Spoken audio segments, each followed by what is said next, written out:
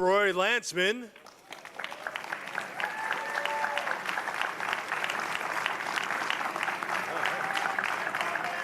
And your mayor, Bill de Blasio.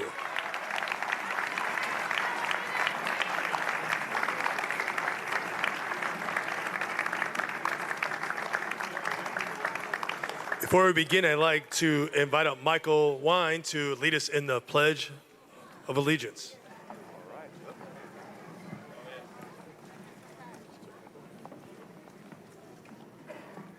I pledge allegiance to the flag of the United States of America and to the republic for which it stands, one nation, under God, indivisible, with liberty and justice for all.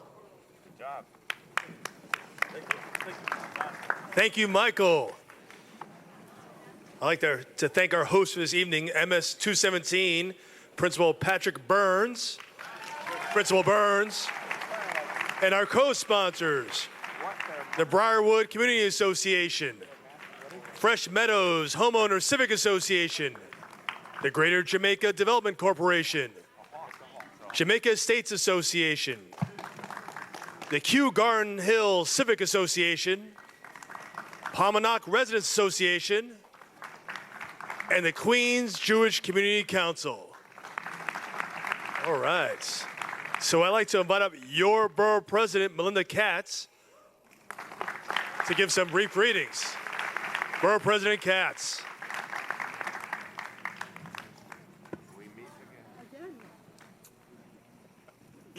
You're all laughing. Listen, he's not running for borough president. Listen, ladies and gentlemen, good evening. Good evening. I was just laughing with the staff here that the mayor is in Queens so much, I'm starting to worry that he wants to be borough president of this great borough. We want to thank First Councilman Rory Lanceman for the great work that he does and the great team that we have in this community. With our community board, of course, Martha Taylor from Community Board 8, and the elected officials that you will hear from in a moment, Assemblyman Weapon, our new Assemblyman Rosenthal, and Assemblywoman Alicia Hyman. But we want to welcome Mayor de Blasio, Assemblywoman Alicia Hyman. We are an amazing community here in Board 8 and 12 and 13 and from wherever you are here tonight. Mayor de Blasio has been doing town hall meetings all across the borough of Queens. It is amazing how tough the questions are. It's amazing how we are getting answers at every one of these town hall meetings. And in the meantime, he is learning. And his great commissioners that are here tonight are learning about the issues that we care deeply about. But understand, you know, Rory and I do a lot of work together in funding a lot of the playgrounds and the schools. We can't do it without the great cooperation of the administration. And so we want to thank him for the schools. We want to thank him for 4-year-old pre-K citywide. No other administration has done it. He did it. We're getting 3K, 3-year-old pre-K in the city of New York. It is truly amazing. Our economy is at an all-time high, or low, I guess. Unemployment's at an all-time, economy's at a high, unemployment's at a low. And so we are excited about the progress that we've made in the last 4 years. But there's a lot more work to do. You know, the mayor, myself, Rory, the elected officials have done a lot over the last 4 years. We've redone the Queens Library system, which I'm extremely excited about. We have a representative here, John Otteledge, of the Board of Trustees. There is 4-year pre-K. The infrastructure for the borough of Queens has had a $2 billion influx here in our borough, and we have more work to do. And so the mayor is doing many more town hall meetings before December 31st in order to hear what we can do to make this city better. And so we want to thank him here. We want to make sure that he is welcomed with tough and difficult questions. Tell him what he did wrong, but tell him what he did right as well.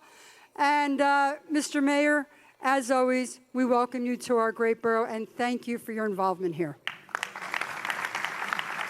Thank you, Borough President Katz. Now, next up, I'd like to invite your Assembly Member, David Weprin. Thank you, Marco, and thank you again, Mr. Mayor, for coming once more to our community. As you look around the community, you can see one of the most diverse communities in the country, right here in this part of Queens.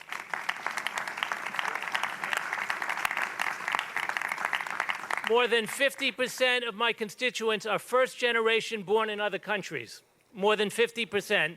And Mayor de Blasio has been a champion for that diversity and fighting not only here in the city, but really nationally against some of the opposition that's been coming out of Washington that is not as immigrant friendly as we would like to see it. So I want to personally thank you, Mr. Mayor, publicly for your fight, not only locally and in the city and with these great commissioners here who I've had many, many dealings with for positive results, but what you're doing nationally on behalf of New York City immigrants and immigrants across the country, and I want to thank you for that. Thank you, Assemblymember Weprin. Now I'd like to bring up your state senator, Alicia Hyman. Sorry, your Assemblymember, Alicia Hyman. I'm sorry. Promotion. I'll give you a promotion there.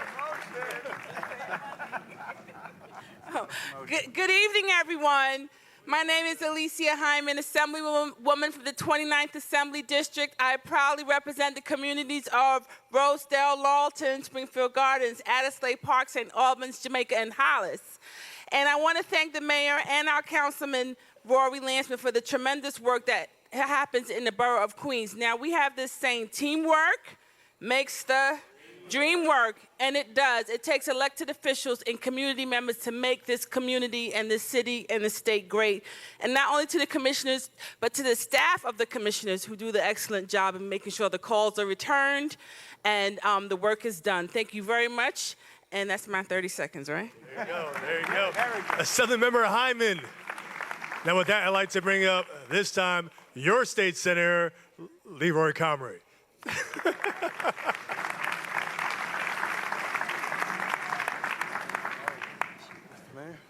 How are you, sir? Good timing, huh? Good evening, everyone.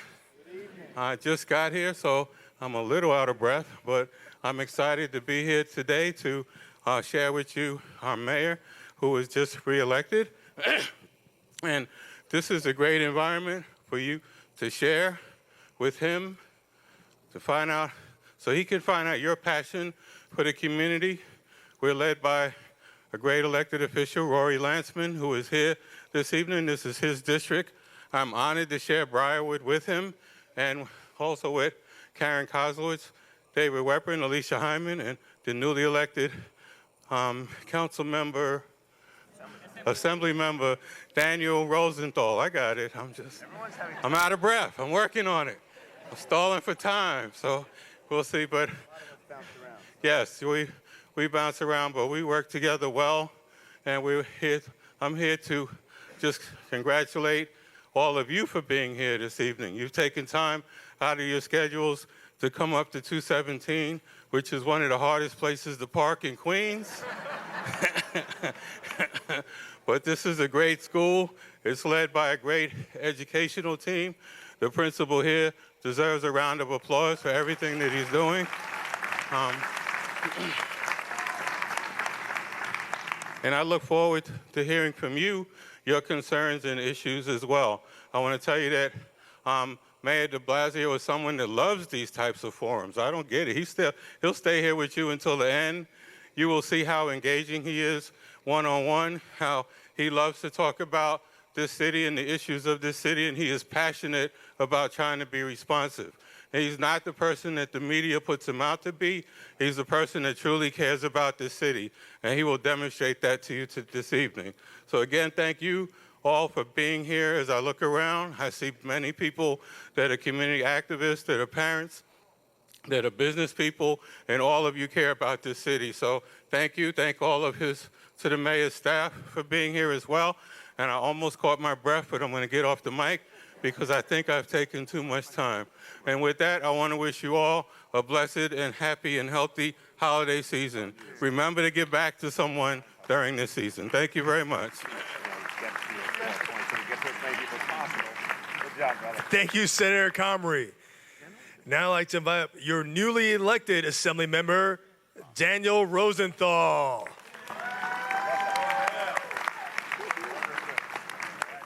Good evening, everyone. My name is Daniel Rosenthal. I am the new Assembly Member for this area. Represent part of Briarwood, Kew Gardens, Kew Garden Hills, Palmanaka, Leicester, part of Forest Hills, and all College Point and part of Whitestone.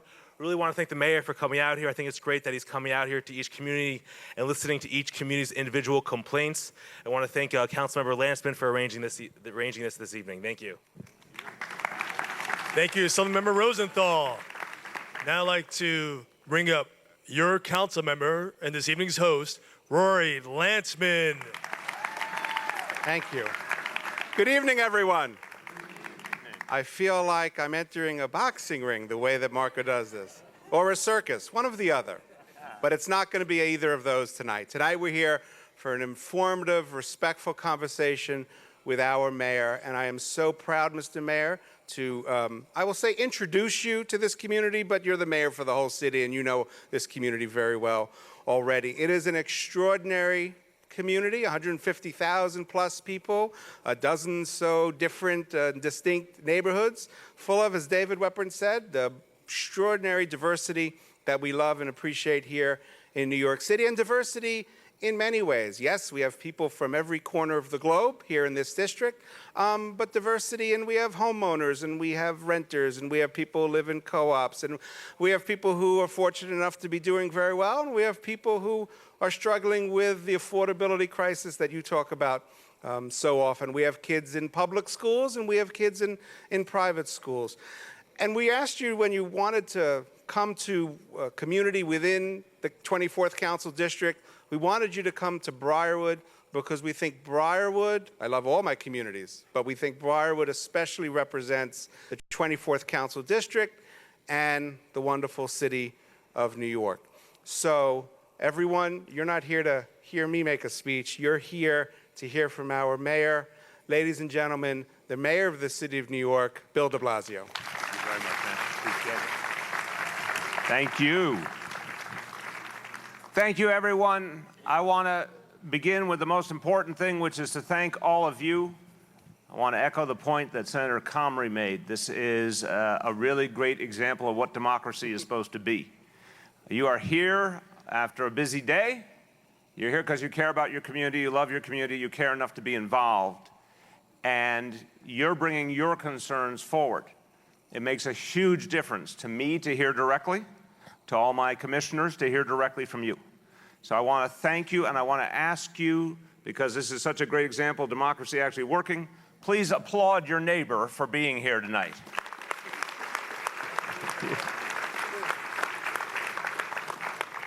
Now I want to first thank the elected officials who are here. I'm going to talk about your councilman in just a minute, but I want to thank the other elected officials who have been here already speaking this evening.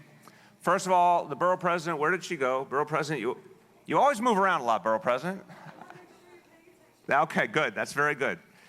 I have to say that I would be wrong to say I regret that I gave Melinda Katz my email address and my cell phone number. That would be too strong.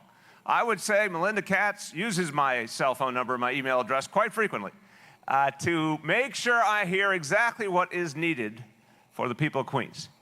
And she is an aggressive advocate for Queens, and she's a highly informed and substantive advocate, and she often gets her way. I think that's a great job description for a borough president. Let's thank Melinda for all she does. A lot of the folks I had the honor of serving in the city council with are here. My good friend Leroy Comrie, thank you for all you do fighting for us in Albany. I'm very much appreciated for everyone in this city. Assemblymember David Weprin, thank you for everything you do, and the leadership position you hold in Albany means a lot to us. Thank you so much. Of course, Assemblymember Alicia Heineman, we have worked closely together, particularly on our shared love, which is education. And thank you for being a great advocate for our kids. Assemblymember Daniel Rosenthal, congratulations. I want to tell you, as you've become a member of the Assembly, it recalls the slogan they used to use for the military: it's not a job, it's an adventure. So you're going to have a great time, but thank you for representing the community and fighting for us in Albany, and welcome aboard. Let's give him a round of applause. And I saw another dear friend, also colleague from my city council days, Jim Gennaro. Where are you? Thank you, Jim, for all you've done for the community.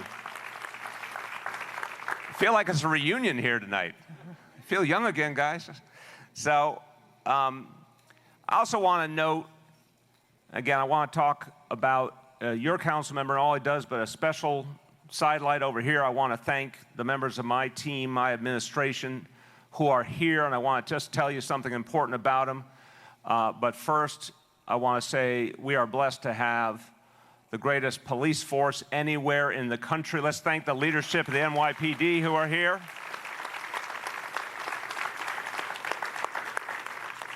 And these great leaders of the different agencies of the city government, it is a very rare thing if you're a community advocate, a community activist, a community board member, it's a very rare thing to have a whole lot of the different leaders of the city agency all in one room. So I want to urge you this evening, whatever issues you raise in the town hall, we're going to go to about 10 o'clock. I want to tell you that in advance. We're going to go to about 10 o'clock, so we're going to try and get to as many people as possible. Rory Lantzman is a strong and just moderator, so he's going to try and get as many people in as possible. But if we get to 10 o'clock and you have not had your issue raised yet, there's like a bonus opportunity to come over and talk to any of these commissioners you want to. So they're available, they're here, they want to hear from you. Now, a lot of people have done 45 town hall meetings, and I know what goes through people's minds when I say, you know, you can come over and talk to the commissioners. At the end, they think, oh, these guys have had a long day, they've been working so hard, they must be tired. You don't have to worry about that, because they're such dedicated public servants. They will stay here all night if you want them to. Try it out. Just try it out. No, they never clap. They never clap. 45 times I've said it. They have not clapped once. Well, I tried. Everyone, I want to say about Councilmember Rory Lantzman, this is a hard-working guy. He is, when he cares about an issue, he's a dog with a bone. He is focused, he is energetic, he is substantive, and goes for what he believes in. Now, do Rory Lantzman and I agree on absolutely everything? No. We agree on a lot of things, though. But much more importantly, I admire that he works really hard for this community, and he works really hard as a legislator as well. And when he cares about an issue, he goes and makes a big impact on it. So you should be very proud to have such a focused and committed city council member representing you at City Hall. Let's thank Rory for all he does. What I want to do is just give you a couple of very, very quick updates, and then we're going to open it up. And I just want to touch upon some of the most important issues, but very quick, and really looking at what it means here in the communities the council member represents. So I like to give credit where credit is due. You know, all of us who are elected to office, of course, we like to talk about the things that we have achieved, but it's also important to talk about what other people achieved or help us to do. The City Council led the way a couple years back in the decision to put more police officers on our streets. We now have 2,000 more officers on patrol than we had 2 years ago. That has helped in many ways. It has helped us to strengthen our anti-crime efforts. It has helped us to adopt neighborhood policing as a strategy to bring police and community closer together while reducing crime. It has helped us to develop strong anti-terrorism capacity. There's a lot of great things that happened because we had those additional officers. What does it mean right here in this council district? Well, it's a simple but powerful fact. This point this year compared to this point last year, crime is down in every precinct in Councilman Lantzman's council district. Every single precinct. And here in the 107, I'm very proud to say, and a lot of people here remember New York City 20 or 30 years ago. If you remember New York City 20 or 30 years ago, raise your hand, okay? We got a lot of memory here in the room. So you will be pleased when I tell you this fact about the 107 precinct this day. It's the very end of November. It's been 11 full months. There's not been a single homicide all year in this precinct.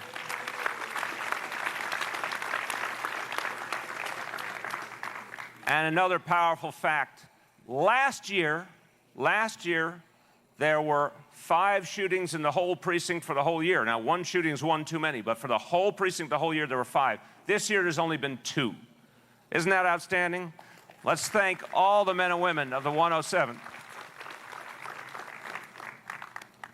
Now, I want to make a quick note on education.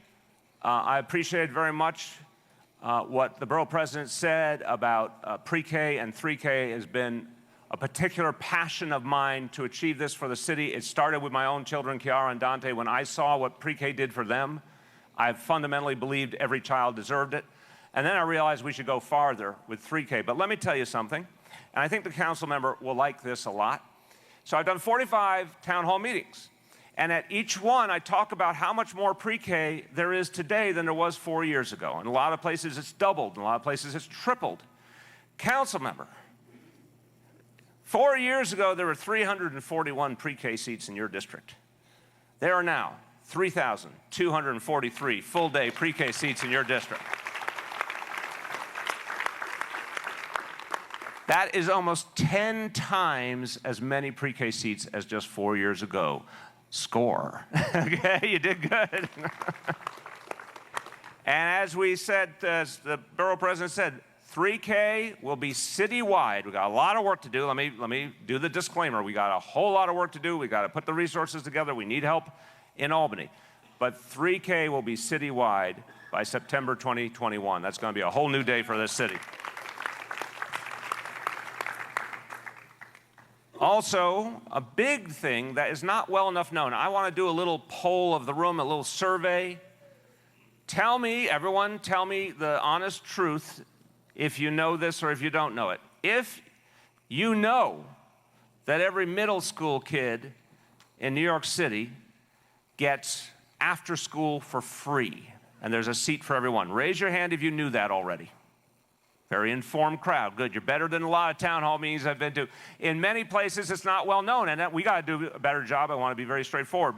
Me and my team have to do a better job promoting this. Every middle school kid, 6th, 7th, 8th grade, gets after school for free. It may not be in their school building, but it is in their neighborhood. And you get to have a safe place after school for tutoring and recreation and cultural activities. It's an incredible opportunity. There used to be cuts constantly to after school. I believe it's one of the great things we can do for families. So for middle school kids now, free and universally available. So again, let's use an example of the council members district. 4 years ago, there were 255 kids getting after school in this district if they're at middle school age. There are now almost 1,000 kids in after school programs for free.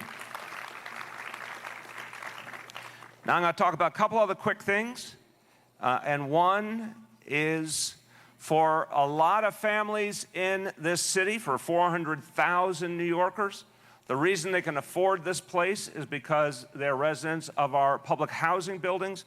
One of the developments that's so particularly beloved in this district is Pominock Houses.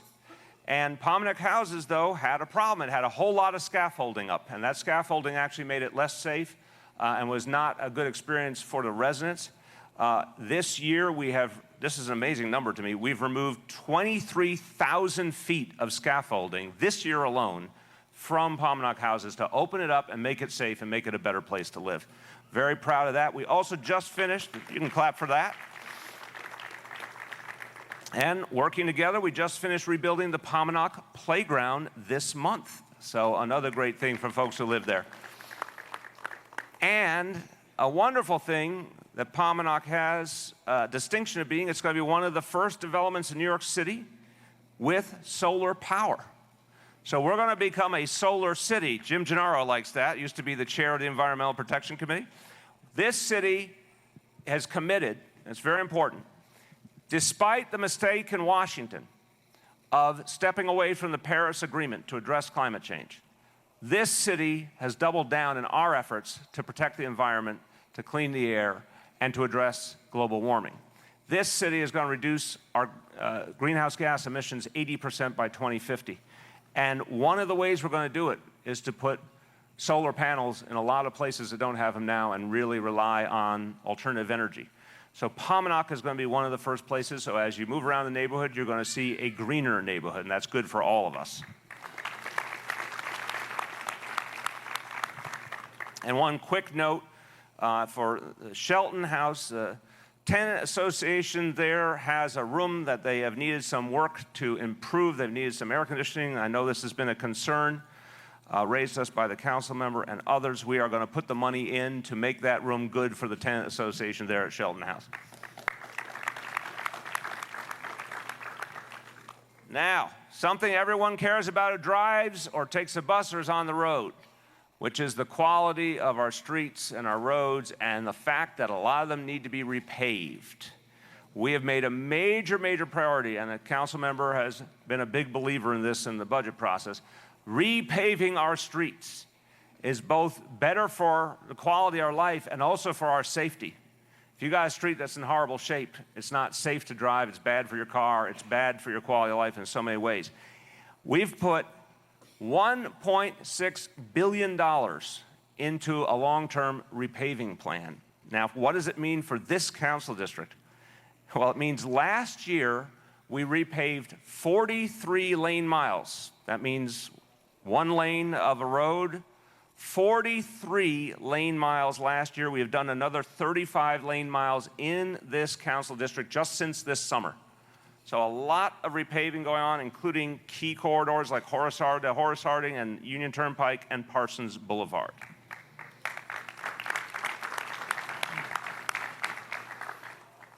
Another thing we're trying to do in the way of transportation is create more options.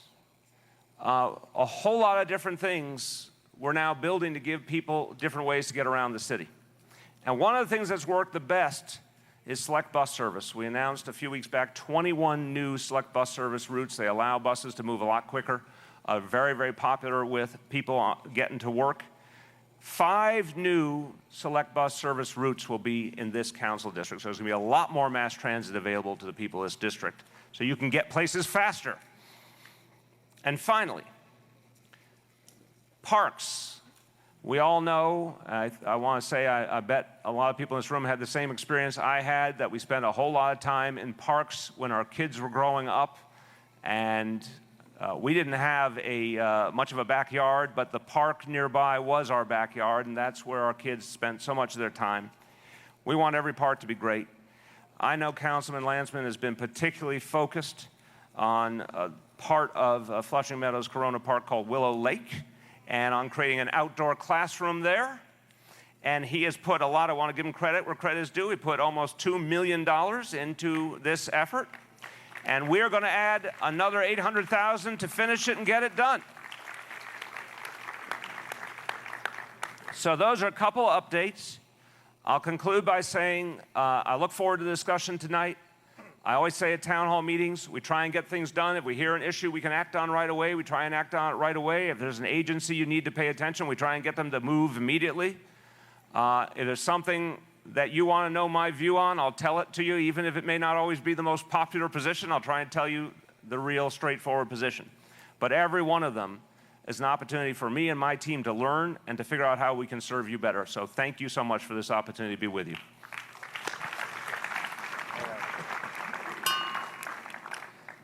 Ready for question time?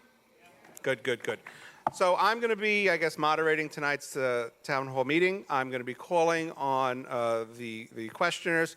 Mr. Mayor, in order to make sure that we've got good representation for all the different parts of the district and variety of issues, I've got some questions or some people that we civic leaders, community leaders that we know have questions for you, and also feel free to raise your hands. We're going to be here for a couple of hours. So, as the mayor said, not completely promised that every person is going to get to ask their question, but most of you will. And those of you who don't are going to have an opportunity to speak to the commissioners. So let us get the ball rolling with, since we are here in Briarwood, is Rosalie Kinosis from the Friends of Briarwood Library here. Rosalie, there you go. Quinones, good. Hi, thank you for coming to our community, Mayor de Blasio. I represent the Friends of the Briarwood Library, and other things that I do in the community as well. But one of the concerns that we have is, given that Briarwood is growing immensely, as Queens is and New York, our library is fairly small. We were promised that in 2020, the beginning of construction information in new library is going to begin. Now, it's just the beginning stages. I want to know what commitment is the city going to give us? When are we going to have a brand new library built, much bigger, to meet our needs? Thank you very much for the question. Quinones. All right. Thank you for all you do for the community, too. Look, I have been updated by my team on this issue, and bluntly, I wished I could have given you a nice, clean, easy answer, and I'm going to be real with you and say I don't have that yet. We've been talking to the Queens Library System. There are some challenges. I think it is a priority, but there are some challenges trying to figure out what it's going to take and the timeline and one thing and another. So what I can at least say to you is it's on our radar screen. We're trying to come up with a real plan. We're trying to come up with a real timeline, and we're certainly going to work closely with the councilman on it. We'll take on the radar screen for now. It's a start. Good. Once you're on the radar screen, everything goes from there. There you go. Next, the mayor mentioned Palmanock houses, and I'd like to invite Monica Corbett, the president of Palmanock Residents Association, to ask her a question. Good evening. So, my name is Monica Corbett. A little bit closer. My name is Monica Corbett. I represent Palmanock Residents Association. As I sat here and listened to you read off the things that happened. Louder. As I listened to you rattle off the things that happened in Palmanock, they're kind of flawed. When our scaffolding was removed a little bit while ago, but it wasn't that much that we had removed because we had our windows replaced. But the one thing the scaffolds did do was illuminate our development. If you, once you leave here, like to take a tour of Palmanock, it's pitch black. I've asked you, since you was a public advocate, for new lighting in Palmanock. Now you're the mayor, second term in. We need lights. Okay. We need lights bad. You could walk down the street and you think you're in a whole different world. It's like it's a black hole. Mm-hmm. You walk through our neighborhood every day and it's dark. Okay, let me get Michael Kelly to Lights. join us, general manager of NYCHA. Now she gets to keep her microphone a minute. Michael, so I'm a big fan of more lighting because I think it's both about the quality of life and, again, the safety. So what is the plan to help address this issue at Palmanock? Well, right now, as you know, there's 7 lights that are out in some key areas. They're being replaced right now, and they're going to be looked to have that done all by the early of next week. We're going to look at, Mayor, the opportunity to increase the luminosity. The existing fixtures right now, there's some bulbs we can actually put. That means brighter lights. Brighter All right. lights. We need, I it's understand very what you're saying. it's and expensive. I don't know when the last time you've been to Palmanock, but there's 660 outdoor fixtures. And right now, majority of them are out. When you walk through the streets and you look up at the bulkhead lights, they're out, and it's not safe. Mr. Hoffman, Ms. Jasper, who are there Okay. on a regular basis. We'll follow up then. Well, So certainly, now. you're going to take a field trip. Yeah, nighttime field Yeah, trip. you want to Field take the trip. field trip together because you're all No, buddies. he's going to take the field trip. I appreciate your offer, but he's going to take the field trip. So it's a big city, and he's the one who has to get the lights in. So, but let me give him a mandate. Michael, and I think you've been really great about follow-up. Lighting is a very particularly important issue to me with NYCHA. Will you go over? If you want to go over tonight, that's great. Or if you want to go over the next few nights, but you have to go over the next few nights and see for yourself when it's dark. Yes. And first, let's get everything that needs to be updated or replaced, et cetera, get the existing fixtures to work. But second, I'd like to hear, as we go into the budget process, if there is a particular need for any other lighting, including the temporary lighting. Will you bring me back? Yes, You go look for yourself and bring it back to me. Will do, Mayor. Okay. He will meet with you and follow up. Thank you. We're fortunate to have 3 business improvement districts in the 24th Council District, Sutphin Boulevard, 165th Street, which we share with Councilmember Danique Miller, and Jamaica Avenue. So this question is from Aaron Schwartz or Derek Irby from the 165th Street Business Improvement District. Good evening, Mr. Mayor. Thank you for taking my question. I've been a stakeholder in the Jamaica area for close to 30 years. I'm currently on the executive committee of the 165th Street bid, Jamaica Center bid, and a member of the Jamaica Now Council. I've seen the ups and downs of the Jamaica area. According to the latest police report, during the first 2 weeks of November, there have been 3 burglaries, 4 robberies, 10 grand larcenies, and 2 grand larcenies of autos in the confines of Sector Adam, which encompasses the commercial corridor from 165th Street, Sutphin Boulevard, and Jamaica Avenue in between. I really don't know what that means if crime is up or down compared to last year of this period since the inception of the NCO program.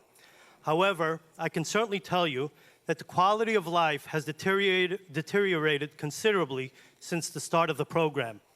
Smoking of marijuana is out in the open. Selling of marijuana and other illegal substances has grown. Aaron, you got to get to an inflection. 3-card Monte can be found along the streets. Loitering is rampant. Illegal parking is uncontrollable, not to mention other regular criminal activities.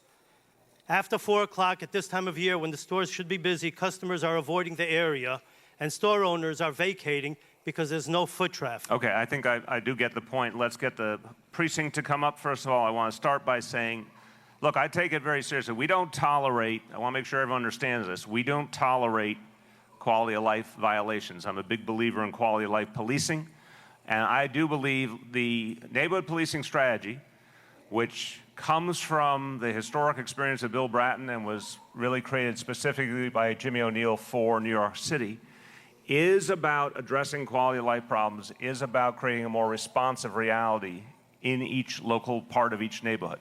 And if you look at the numbers citywide, it's unquestionable. We see in all major crime categories consistent reductions. That doesn't mean it's working perfectly everywhere. So when someone says, as you do, hey, I got a place where things seem to be going in the wrong direction, we need to jump on that. I want to strongly, though, say, as we turn to the inspector, I've talked to people literally all over the city, all 5 boroughs, about the NCO program about neighborhood policing. The response has been overwhelmingly positive about having a personal relationship with officers and being able to share information and attack problems aggressively. But in some places, if we see a change we made that didn't work, we got to go back and look at it and figure out how to make it better. So, Inspector, what are we going to do? Thank you.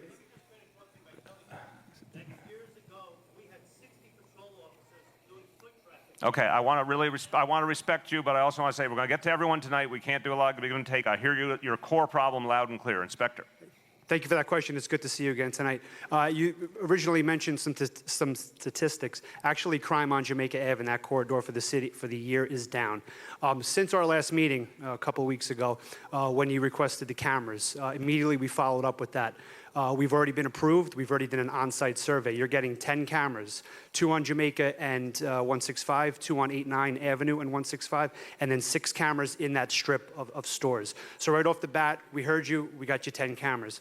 The NCO program, the perception is that we're 60, you mentioned 35 is the number that was typically out there less. In reality, we use those 35 officers to realign and put them under the neighborhood policing program, the model that the city and the department has gone to. It's an effective tool. I will say this, we're monitoring the situation. I've spoken to my borough commander. He's now monitoring the situation, and the best resolution and outcome, believe me, we have you in our thoughts on that. Well, so let me make that a little more sharp, because I respect your good work on the PD, but sometimes there's a little bit of technical speak in there. If it's not working, we must adjust it in any given place. The overall is unquestionably working. The numbers couldn't be clearer. But it's like any other good idea. Sometimes it doesn't work in a certain place, or sometimes unintended consequences. If the inspector finds a pattern that is not getting the desired result, Then, working with the chief, the idea is move resources around to address the problem. And if it means bringing in more officers, we bring in more officers.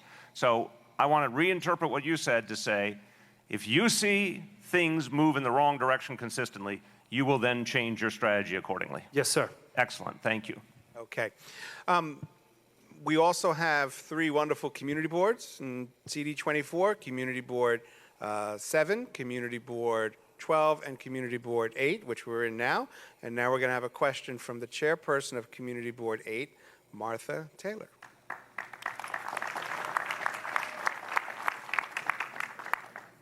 Okay, Mr. Mayor, I'm going to make this brief. I know you're planning to move people, homeless people, out of hotels. We have a situation at the Par Central, which is on the Grand Central Service Road and Parsons Boulevard, and we simply want to know when you're going to move the people out. I thank you for asking. And I have to say, there is quality of life problem there, quality of life issues, and so it's imperative that we move them as soon as possible. So first I want to say, as I introduce Commissioner Banks, on any quality of life issues that you're identifying, it's our job working with, for Department of Social Services, NYPD, to address the issue. So if there's something that's not being addressed, we want to hear about, we want to get people out there on top of it and visibly on top of it. So that's point one. But as to the timeline, let me turn to Commissioner Banks. It's great to see you again. On the first point, we will have someone follow up with you right now to see if there's any issues that are ongoing now that we've missed, so we can do a better job of any quality issues that you see it from the community board's perspective. I think you know this. We have an overall plan to end the use of commercial hotels. They've been used off and on since the time of Lindsay.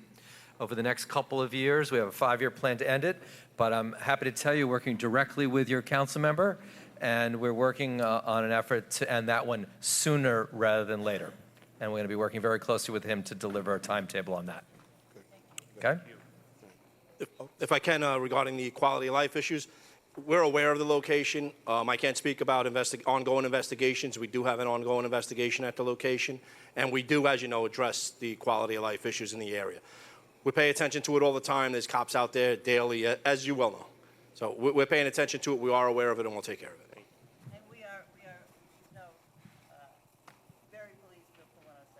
Excellent. Thank you. Thank you. We're very pleased with all our precincts. Good. Thank you. That's right. Gotta be loyal. Next, we're going to hear from Alan Sherman. Let's do something in Kew Gardens Hills. Okay, Alan, where are you? Turn around, Rory. There you are. Tell us your tie first. Both of you have seen this many times. It says, I'm from New York, but it's all about Queens. And Mr. Mayor, before I get to my question, if you don't take care of Queens, we'll take our airports and leave, and New York City will be without airports. You're a tough man. Don't mess with us. That's right. Anyway, I'm from the Kew Gardens Hills Civic Association, and we're having DOT issues. The main issue right now is that the corner of Main Street and Jewel Avenue is a heavily traveled road, and we need left turn lights on it. It is vital for safety. The community board, the civic association, the councilman, everybody wants it except DOT. So what I would like to request, because there's many other issues within the Kew Gardens Hills area, is that instead of DOT sending down their people whenever to check it out and find there's no problem, call the people, call the mothers with children, let them walk with your guys to see what's going on in the community. Let's hear from her first. Okay, so I just talked to Nicole Garcia, our Queens Borough Commissioner. We are studying, and we're going to have a determination for you in March, and happy to come take a look myself if you want. Okay. With me. Happy to come take a happy to look do it. herself. You've got a date. A lot of field trips coming out of this. Field trips, council member, I was a council member too. Field trips are a good thing. Yeah. Get the commissioners in your community and then keep them captive. No way, I didn't say that out loud, did I? Okay, another very important neighborhood in the council district is the community of Elect Chester.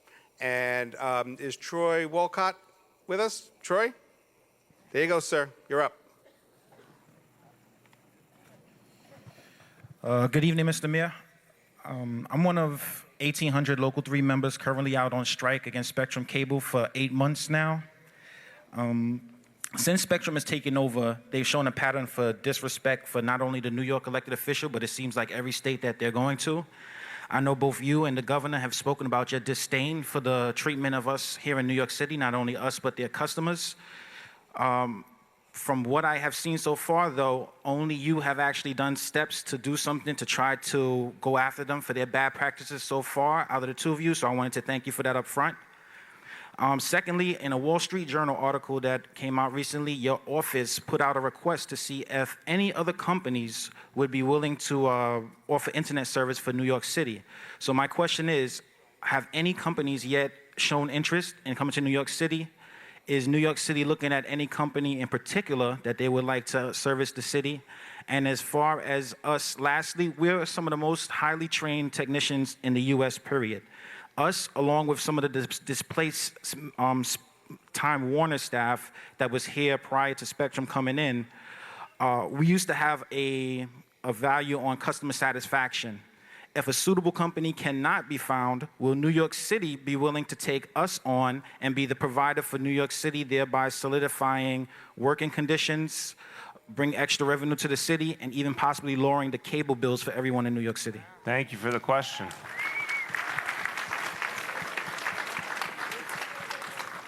That was an impressive and creative question because I've never heard it stated like that before. I appreciate that question very much. What Charter Spectrum is doing is at this point, unacceptable, and obviously I've spoken to it before, but I'm shocked actually. In the beginning, I thought they were just, trying to be tough and take a position, but now what they've done is made it very, very clear they're not even willing to negotiate. I spoke to the CEO directly. I told him I wanted to see him and the leadership of the union come into City Hall together and see if we could be honest brokers to get this resolved. They have never agreed to that. We have begun an audit, which will be finalized in January. The audit is to look at things like whether they are violating collective bargaining agreements, whether they are violating agreements as to work they need to do in New York City with New York City companies. There's all sorts of different factors. If we find they are in violation, it depends on the level, it can affect the future of any contracts coming up in the future. If we find very severe problems, it could actually affect their current franchise with us. I cannot predict the outcome of the audits. It has to be based on hard fact. I can say I couldn't be more unhappy with them. I don't understand why they're doing this to hardworking people, and it looks to me like union busting. And we're going to keep fighting it every way we can, but I wish I had bluntly stronger tools to do it with. But to your point about us, we are interested in more competition going forward for sure. We'd definitely like to hear if there's something we could do with the workers themselves. That's a really interesting idea. So I'd like my folks to follow up with you and see if that's something we could work on together. Thank you very much. Will you follow up? You got him? Thank you. Next, I'd like to invite Khwaja Mizan from the Jamaica Muslim Center to ask a question. Good evening, ladies and gentlemen. Good evening, Mayor. First of all, I would like to thank our great leader, our Councilman Laurie Lansman, for arranging this meeting. And I want to thank our mayor for coming here tonight to our community. First of all, I'd like to thank God for giving us the opportunity to have the mayor for 4 more years. Please give her a hand, please. Thank you, sir. Your administration has a beacon of hope for the minorities in our community and all over New York. Thank you, sir. My concern, sir, is the minorities. You have seen this rise of Islamophobia, and hate crime has increased, even in the city of New York. It is a concern, sir. My question to you is, what is your administration doing to thwart Islamophobia and give us security? Thank you, sir. Thank you so much. Look, this is a very powerful question. I was concerned today to see yet more efforts. Again, town hall meeting is not a political meeting per se, but we have to address some of the stuff that's happening around us. I'm distressed at some of what I see coming out of the White House. I've been distressed for a while, but even just this week. And I was very struck. I was watching some of the commentary on TV, and a Republican columnist said, you know, when American leaders are insulting a faith that is adhered to by 1.6 billion people, that's unjust, that's unfair, that's bad for everyone. And so, you know, the first thing we all have to do is say we're not going to accept any discrimination according to faith, any effort to paint an entire faith of people, one of the great religions on the earth, to paint people in a negative light because of their religion goes against everything this country is supposed to stand for. So the first thing is that we have to, as a city, I'm going to do it. I know the council member feels the same way. We have to stand up and say this is unacceptable rhetoric, unacceptable. It's not our values. We're going to keep fighting it every day. But then there's action that we can take too. And New York City, I'm very proud of New York City in this environment because we have not changed our values one bit. So, for example, on hate crimes, we're very, very aggressive on hate crimes. One of the things the NYPD has done an outstanding job on is sending a message through action that if someone commits a hate crime, they will be found. I mean, I know the history and I talk to the leadership quite a bit. Someone commits a hate crime, overwhelmingly, they will be found, they will be prosecuted, there will be very serious consequences. We need the community always to help. This is something very important. We have a much greater chance of identifying a culprit if we have community help. But NYPD is very focused, very aggressive, doesn't take anything lightly, never minimizes a situation, takes it seriously. The other thing I want to say about New York City we should all be proud of is, you know, I say it everywhere I go, we have 900 Muslim members of the NYPD, and they protect everyone. And they are examples to the city, and they're also examples to the whole world of what's good about New York City and good about America. Every kind of people coming together to wear that uniform to protect every other kind of people. And that's what it's about. So we will stand strongly to protect and to make sure the Muslim community is safe.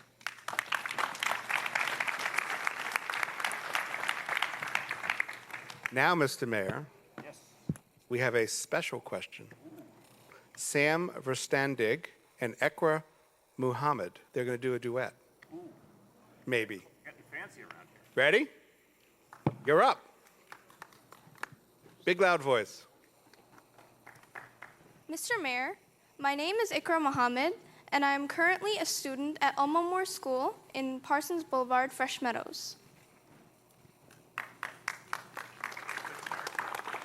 They're not done yet. Hi, Mr. Mayor. My name is Sam Verstandig. I live in Kew Gardens Hills, and I'm a 9th grader at Yeshiva University High School for Boys. All right. Our question is, at the beginning of this school year, you announced the Free School Lunch for All program. Currently, the program doesn't offer kosher or halal options for religious students. Will you agree to change that and add halal and kosher options so that all students really will be able to have lunch for free at school? Thank you for the question. So I have to come over here because this is a great example of everything good about New York City right here. So let's give them both a round of applause.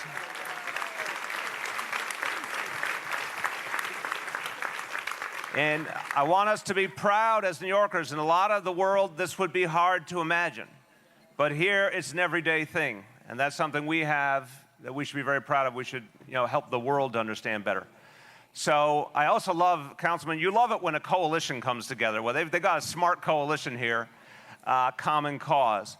Look, again, my job is to, I said at the beginning, to give people real answers. Sometimes there'll be answers you like, and sometimes it's not going to be everything you want it to be. In this one, I have kind of a split decision. We costed out what it would take to do true halal and kosher meals of the same quality that we now provide at general meals in the schools. It is a prohibitive price tag. It's many tens of millions of dollars. We do not feel we can afford that in this environment, particularly with the uncertainty coming out of the federal budget, which is tremendous uncertainty. And So that's the honest truth. Is it an impossibility for the future? No, there might be a day when we could get to it, but today we can't. The alternative, the sort of split decision, as I said, is there are vegetarian meals, which leaders of both communities have said do meet the standard, that we make available to any school that wants them. So they're available in public schools, but they're also any private or religious school that wants to take advantage of them can have them delivered as well. They're not as perfect as the hot meals, I'm not going to pretend, but they are a vegetarian option that would be acceptable, and they are for free. So that's something at least. Thank you. Good job, guys. Good job. Thank you. Now we're going to go to a neighborhood, Parkway Village. Doug Sherman, where you at? There you go.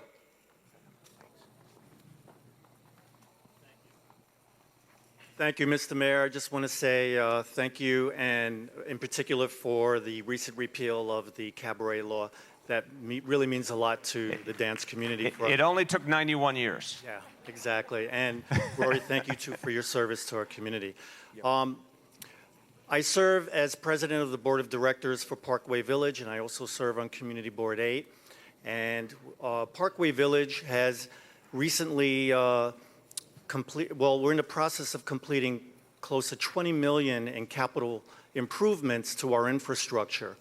And many of the residents of Parkway, we're 109 buildings comprising 675 apartments spread over roughly 34 acres.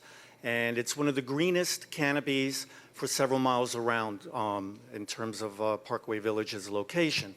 Right across the street is the T building, and my question concerns the proposal to convert it to a supportive housing, affordable housing complex that would be dedicated to folks with chronic health conditions as well as people making below the average median income levels for our demographics. And so there are concerns for safety, there are concerns for the investments in our community, and quality of life issues. So I think my question is, what is your position on that, and what do you say to the folks who will have to coexist with this type of a program right across the street from it? Thank you. I want to first turn to the Chief of Staff at the Department of Housing Preservation and Development, Leiden Sleeper, to give the overview on the situation, and then I might add a little bit more to it after him. Yeah, sure. So this project, so everyone knows, is a proposed affordable housing development that's about 1/3 supportive housing and 2/3 affordable housing for families making between $47,000 and $80,000 a year in income. We've been working very closely with the council member on it. Community facility space. We think it is a good project, an important project to bring much needed affordable housing to this community. And we look forward to working with the council member to advance it. And let me add that to the latter part of your question, which I appreciate the way you framed it. Our job is to make sure that whenever there is affordable housing, supportive housing, any kind of housing that we're supporting, and obviously working closely with the council member, that any quality of life concerns are addressed. And the difference today, I think this is a very important point. You know, again, I asked earlier how many people here remembered New York City 20 and 30 years ago. New York's, and this, you'll see how this connects to your question. New York City 20 and 30 years ago, if you had a quality of life concern, you could call the NYPD, but the NYPD was often dealing with very serious crime issues and had trouble focusing as much of the resources as they would like on quality of life. Today, we have a really different situation that is changing as we speak. The crime reductions this year are absolutely extraordinary. There'll be a lot more information coming out on that soon. That means more and more officer time gets freed up to address quality of life issues. And again, we have 2,000 more officers on patrol than we did 2 years ago. So I say that as a bigger point to say, when we see anything where there's a change in the community and people are concerned about quality of life, especially safety issues, we have a situation today where NYPD is much more able to be active and present to address those issues. So what I always urge people to do, And I think what we're talking about here sounds like something that's going to be worked out very well with the community. But what I always urge people to do is if there's ever a concern about anything, as you raise or anybody else raises, make sure you're working closely with the precinct, and they will be very, very responsive to make sure that whatever is there works for the community. Thank you very much. Yeah, and let me add, if I may. We are going to have an agreement, or the framework of an agreement, imminently, that takes into consideration all of the concerns that Parkway Village has raised over the last few years. I remember the first town hall meeting I went on this issue was the year that I was running for the city council. So this has been worked on for a long time, including by many people on the community board. I see Cy Schwartz here tonight from Community Board 8, and Martha Taylor as well. So we're cautiously optimistic that very soon we're going to have a conclusion to this process, that it is going to be respectful and with consideration to the issues that folks in Parkway Village care about, and that we're going to be proud of what gets built there and proud of the way we went about it. So now let's take some raised hands. How about that? Yes, ma'am.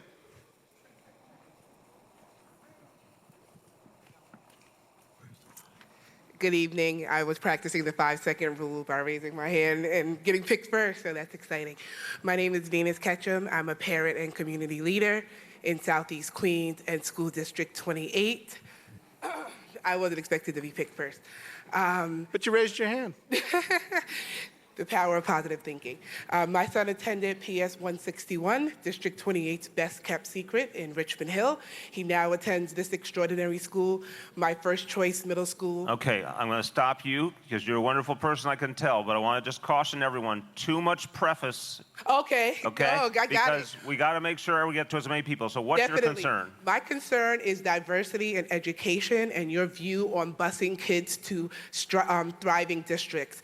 If they're in a struggling district or a struggling school. I know the city and the DOE's belief around community schools, but the reality is some schools are just failing, and I believe in diversity, and that gives access and opportunity. So what's your opinion on busing kids from like the south side of Jamaica, Queens, to Belrose so that they can get a high-quality education? I appreciate the question very much, and it's an important one. My opinion is there's a better way than that. And what we're trying to do now is very aggressive in terms of improving school quality. So I don't like the status quo in our public schools today. I'm very appreciative that it's improving. You know, we have the highest graduation rate we've ever had. We have consistently improved test scores. There's some very good things happening. But we're not where we need to be. And I think the way to address that is to greatly intensify our efforts and our investments to bring up each school. And I think that is both the best thing to do for kids, but also if we want to see a more diversified school system, I believe a more consistent excellence across the system is the way to do it. I'll give you a great example. In the west side of Manhattan, there were real issues of separation between the schools and a real quality differences among the schools.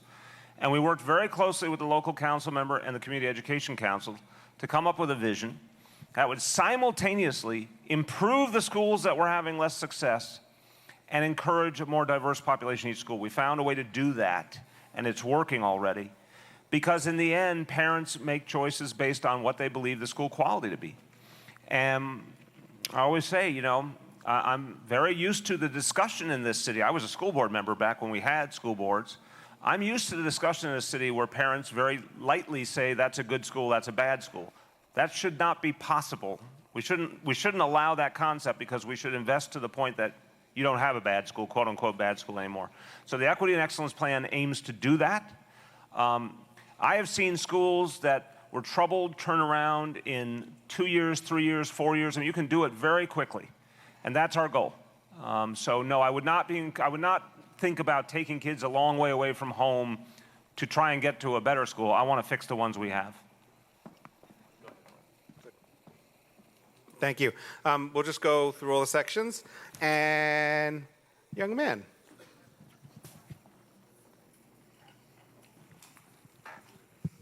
Good evening, Mr. Mayor. My name is Armand, and I'm a student at MS-217. And at MS-217, we are taught that the world is changing in a way that's going to affect an aspect of everybody's lives, right? And that change is global warming, right? And I wanted to know, how is New York City making sure that New York City is assimilating into ways where we can reduce our carbon footprint, and we're also making sure that neighborhoods and at the local level, we're able to tell and warn people about the harms of global warming. So how is our city moving towards a greener direction? Thank you. Great question. Give them a round of applause. But I have one question. Wait, bring the microphone back 1 second, Paolo. How old are you? I'm 13. 13. You're on the right path, my friend. Thank you. So, I have in my family a 20-year-old and a 22-year-old. So they're just a little ahead of you. And they are so focused on this. And you're focused on it. And I think one of the things that gives me a lot of hope, I'm a big fan of the up-and-coming generation now. I think it's a very aware, focused generation. And I think there's a reason why. You can see what global warming is doing. It's not a question mark to you. In older generations, there are still some who are trying to deny the impact. If you talk to folks in their teens and 20s, there's very, very few people who think global warming is not a problem, because you're going to live with the consequence. So it encourages me that there's so much activism and energy around it. Our job is to do very tangible things to address global warming. The retrofitting of all public buildings. So that's something we worked on with the City Council. It is fully budgeted. Every public building will be retrofitted in New York City. That's going to reduce greenhouse gas emissions a lot. We recently put out a plan to mandate that every major private building that was not meeting appropriate standards would be obligated to be retrofitted. And if they didn't retrofit in time, they would be fined in a very big way. Fines in the millions if it was necessary. So real teeth. That's going to have a huge impact on our carbon footprint. Actually, in New York City, the biggest problem is our big commercial and residential buildings. That's really where we have the biggest problem in terms of emissions. We're also trying to we're going to put a lot of city resources into, as I said, solar and other renewables, and more of the city government will get the energy from those sources. But something I'm really excited about is also electric cars. The city will go to an all-electric car fleet in the next few years. We're converting everything new will be electric. But we're also going to put up charging stations in all 5 boroughs, because more and more consumers are choosing electric cars, but they're hard to use if you can't find convenient charging stations. So we're going to put public charging stations in. We're going to pay for it. We're going to make it available to anyone. People have to pay for the electricity just like when you go to a gas pump, but they'll be available widely all over the city. So those are just a few. There's a lot of other things. But the city of New York's in a very, very aggressive place right now. I think the best way to teach people is to show them action, to show them how much is going on. After Sandy, I strongly believe, after Sandy, there were not a lot of New Yorkers who didn't get the memo that global warming's real and we better damn well deal with it. Thank you for your question. Good. Rabbi Schoenfeld. Thank you, Mr. Mayor. Thank you, Rory. I represent the synagogue rabbi of a major synagogue right here in Queens, Kew Gardens Hills. We, like other synagogues and, from what I understand, temples and churches, have been hit with a bill we were not expecting, a tax bill. We have a nursery and a pre-K in our building. It's a for-profit nursery. It's one of the sources of income that we live off in our synagogue.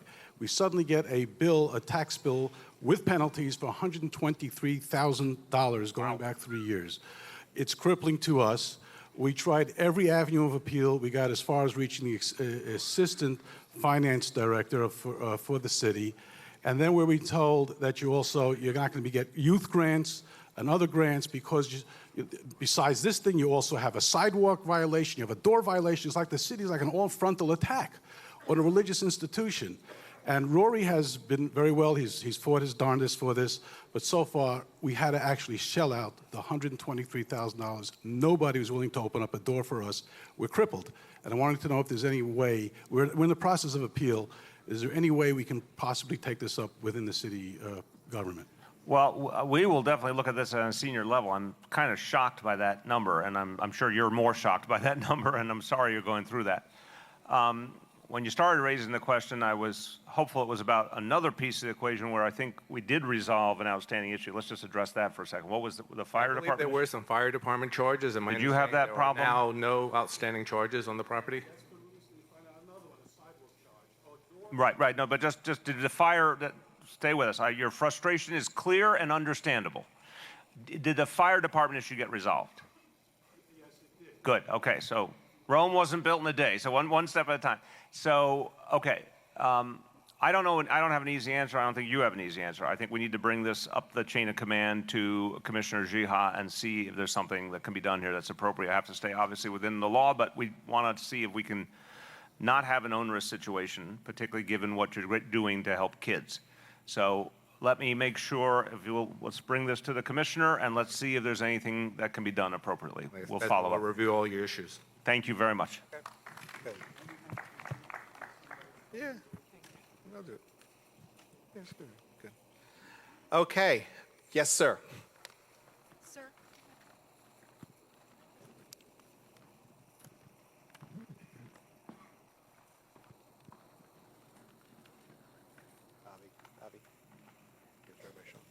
Go ahead. Good evening. Sorry. I'm Dr. Muhammad Wahidur Rahman, member of Clergy Advisory Council in Mayor with Mayor Clergy Advisory Council.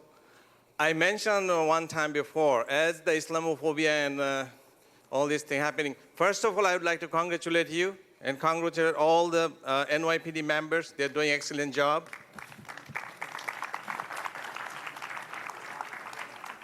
I just want to add one request, that is it possible to add some Muslim officers in the Muslim neighborhoods so our people can get used to it, more with the laws and, cultural differences, language preferences, and all these things. Is it possible, especially 103 and 107? So somebody separate as Chief comes up.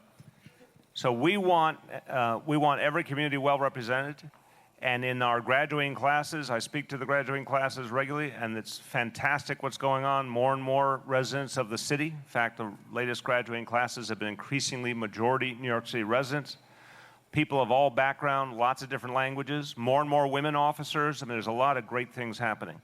But in terms of how you assign people, obviously the officers have some choice in the matter, and the department has some choice in the matter. So, Chief, could you explain that? Yes. So we take a look at our personnel and naturally at the community itself. And like Queens, you are the most diverse community in the world.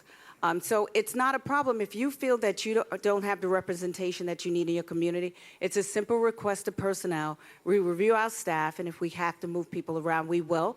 And if we don't have people that we can move around, the officers coming out in the newly graduating classes will be assigned to your community. It's as simple as that. Just make your request to the precinct. I want everyone to understand you don't have to wait for town hall meetings or community council meetings for concerns such as that. The precinct door is open 24/7, and you have wonderful commanding officers. And she referenced something called a community council. I hope everybody knows that every month at every precinct there is a community council where the police leadership comes and updates the community and is there to take questions. We have the 107th Police Precinct Community Council President, Carol Ann Foley, with us tonight. Okay. Sir. My name is David Falcon. I live at 8225. You need that mic. My name is David Falcon. Okay. There you go. I live at 8225 192nd Street in Hollis. Sorry, you live where? 82-25 192nd Street in Hollis, right opposite the Cunningham Park. Okay. You weren't at the Barry Grudenchik Town Hall? Come on, be nice. He's got the microphone. Go ahead. For about a year and a half. Yeah, let me hold it for you. I'll hold it. Okay, for about a year and a half, we've had people right out of our house, like 3 or 4 cars with 3 or 4 kids in their 20s that don't live there, and they are loitering, eating, drinking, and it's very scary. Okay. Wait, let me just Yeah. finish. Okay, it's more important than that. I suggest they put a sign up. About 1981, my kids and my wife were robbed at gunpoint. I'm not looking for another one like this. And it's getting out of hand. I'm not getting any cooperation from anyone. I call the police, they don't come. I call all the, they don't come. And I've had a scary thing in my life. Lucky everyone was okay. I'm not going through that again. And it's happening too often. And it continues for 2 days, every week for about 10 months. It's on and no one's cooperating. I call the police, they do Okay, I hear you loud and The clear, and police are here. I want them to respond. So is this your precinct? Yes, it is. Even though he's across the council line, it's still your precinct. Still my precinct, yeah. So what are we doing? What are we doing here? Sir, I hear you loud and clear, but you got the precinct commander standing in front of you, and we want to see what we can do here. So go ahead. As you said, we've been at many meetings together. We are aware of the situation. We go out there frequently. We do take action. We've written many summonses. Some of the issues are drag racing along the strip. Some of the issues are double parking in front of people's houses, leaving dirt behind. We've taken action on that. I know we could write 1,000 summonses. If it doesn't solve the problem in front of your house, it doesn't mean anything how many summonses we wrote or how many arrests we make. So we do want to correct your issue. Have you been in touch with my community affairs officers? Okay. Let's keep it cool. We're going to the chief. Chief, hold on. Go ahead, chief. You know what, sir? Chief, sir, we hear you. Let's listen to the chief. Sir, I'm feeling the frustration. So, yes, sir. Sir. Okay, look, Yes, if you're not going to let him Sir, answer, we're not going to give you an answer. I'm So the you want to borough listen to him commander. or not? I'm the borough commander. The precinct falls underneath me. I'm going to come out. I'd like to meet with you, take a look at exactly what's going on, and I'm going to personally make sure that it's addressed. Okay? But I never told you that, sir. I'm telling you now. Okay? Sound good? Yes, sir. Okay, next section. What's that? Oh, we did this section, now we're doing that section. We're going to come around.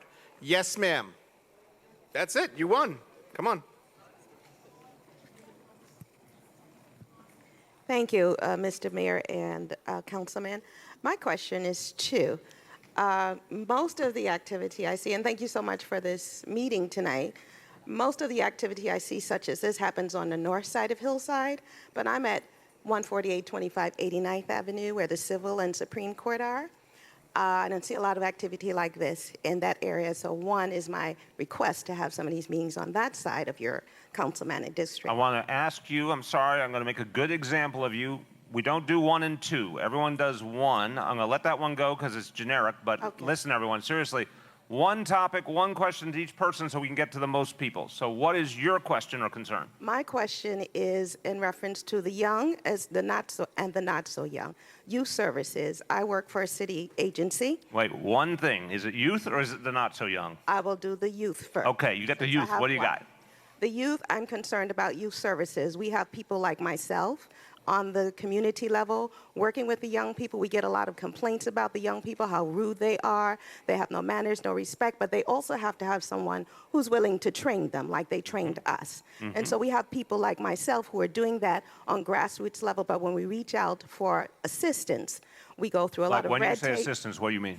When we look for places to house it, some of us house it in our home. We go to the library. We go wherever we can find space so that we don't lose these young people. Okay. So when we put in for we need a place, my suggestion is that since the city has space, instead of having people like me or 5 or 6 people looking around for a location or a space to train these young people, can the city or the councilmanic district identify a building where all of us can use the same building? Thank you. Excellent question. I don't know. I'm going to guess because DYCD. Let's give it a try. So this is our commissioner for Department of Youth and Community Development.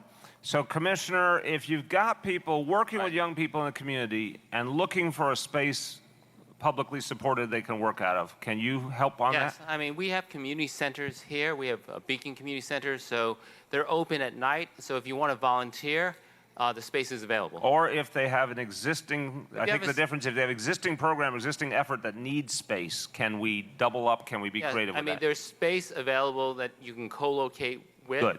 Or if you want funding, That's the answer. we have funding opportunities coming up next Okay, year. follow up, please. Would you, ma'am, just put up your hand so he can see you? Okay, he'll follow up with you directly after. Thank you. Good. Say it. Good evening, everyone. Good evening, Mayor. Thank you for coming among us.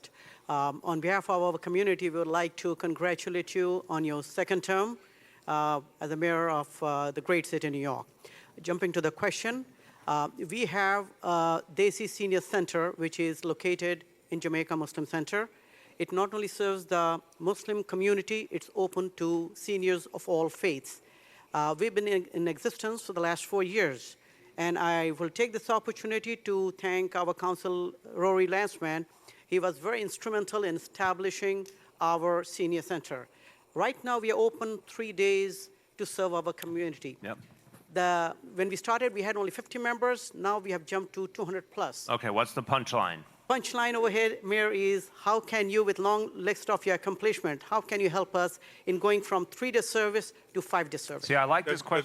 The goal Go is ahead. to be a recognized, DIFTA, legit 5-day-a-week. 5-day-a-week senior center. But Rory, you notice he said, in addition to my accomplishments, how could I add this? I like this guy. He's smart.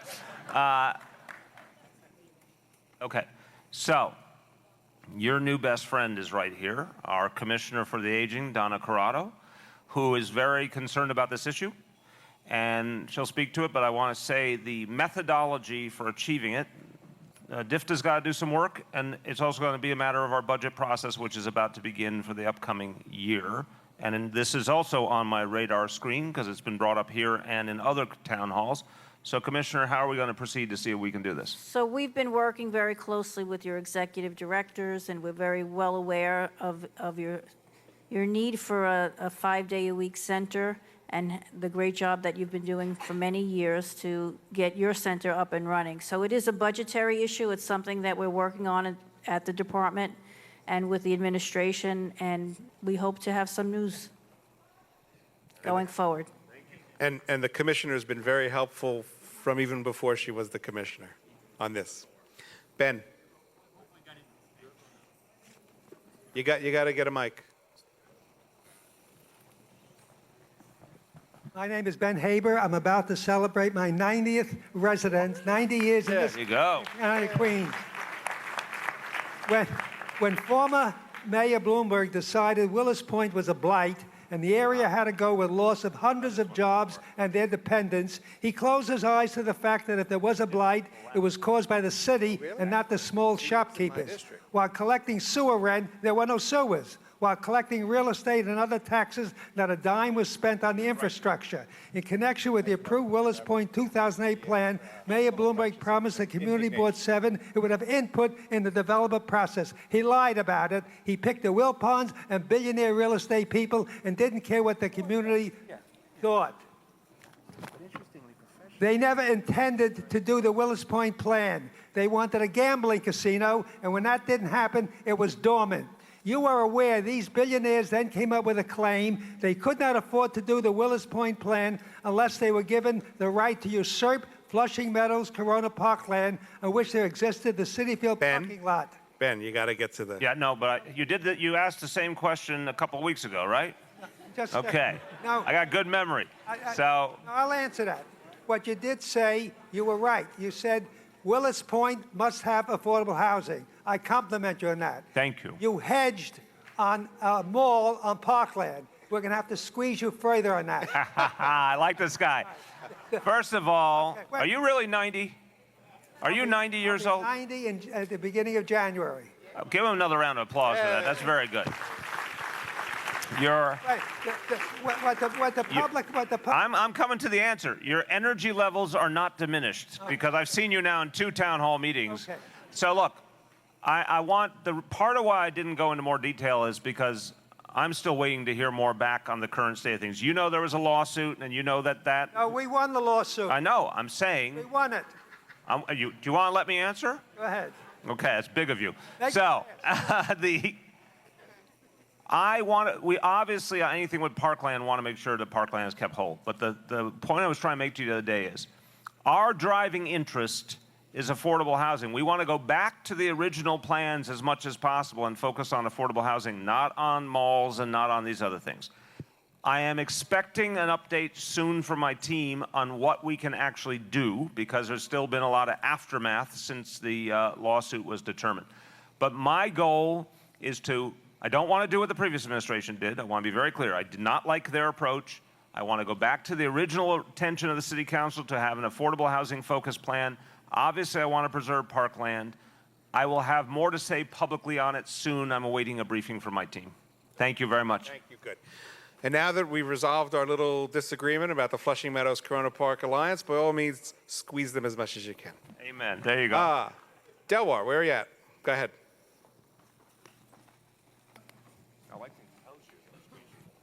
Mr. Mayor, my name is Fakhru Islam Delwar. I have many titles, but I'm proud of serving in the local board, Community Board 8. And welcome to the Waldboro and to maybe the most diverse district within New York City. I want to thank our dedicated councilman. Thank you. The question, brother. The question, brother. You're in a safe zone. You're coming to this district after your election. That's, but yeah, I'm going to say it the best way. If you want to give speeches, you have to get elected. But if you want to ask questions, we're ready. Thank you so much. I just, many of the elected officials here know about this issue. We have been speaking with different elected official issue, the International Mother Language Day Monument. And you served in the Bangladeshi constitution, you had a lot of Bangladeshis in your constituents. Yep. And here in this borough, we have been, long been asking our elected officials, and they've all been supporting this. I got it. I just wanted to know what you stand on that. Thank you, sir. I'm aware of it. I understand it means a lot to a lot of people in the community. We're happy to have our folks from the Parks Department meet with you to see what we can do. We don't have a commitment to a specific approach yet. I want to be very straightforward, but we do understand it's important to a lot of people, so Parks Department will sit down with you and see what we can do. Thank you. Who you got? Oh, sorry. No, we're going this way. Susan Cleary. Good evening, gentlemen. Good. You don't even need a microphone, do you? Hello. My question is simple. It's about bus lanes. They seem to be impacting the small mom and pop shops because there's no parking for anybody to go in and frequent them. Is there anything that can be done? Great question. And I will, as the commissioner comes up, I will preface by saying this is one of these New York City challenges that drives us all a little crazy, because we're literally have the biggest population we've ever had. We have the greatest need for mass transit we've ever had. Everyone wants to get around faster and better, and those bus lanes are to allow the buses to go a lot quicker. But there's always unintended consequences to deal with, and mom and pop stores are feeling huge pressure, forget the bus lanes, from online sales and everything else. So we're always trying to figure out how we balance these needs, but I think it's a very good and fair question. So Commissioner, how do you, when you build out these bus lanes, try and create fairness and opportunity for the small business? Right. And Mr. Mayor, you put it well. The challenge, of course, is we're trying now to accommodate so many users on a roadway, so many vehicles, and some of you have seen recently we're really seeing bus speeds and ridership decline in New York City, and we want to make sure that buses can move at a good speed. When we do our work, we try and go into local communities and really work block by block, and if you look at some of our bus lane projects, in some places we'll have them, in some places we won't. Some places they'll be near the curb, some places we'll pull them out from a parking lane. So if there are particular locations, we can always come take a look. But I think the mayor has put it fairly. It is a challenge, it is a balancing act. But we can come look at particular locations. Okay, good. Ed Morrow. Ed Morrow from Jamaica State Association. I think the mayor already touched on my question, which is paving of the highways and streets.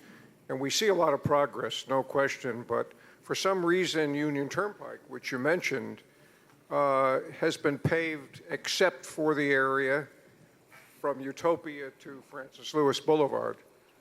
And we think that it's not scheduled until 2020. Let's find out.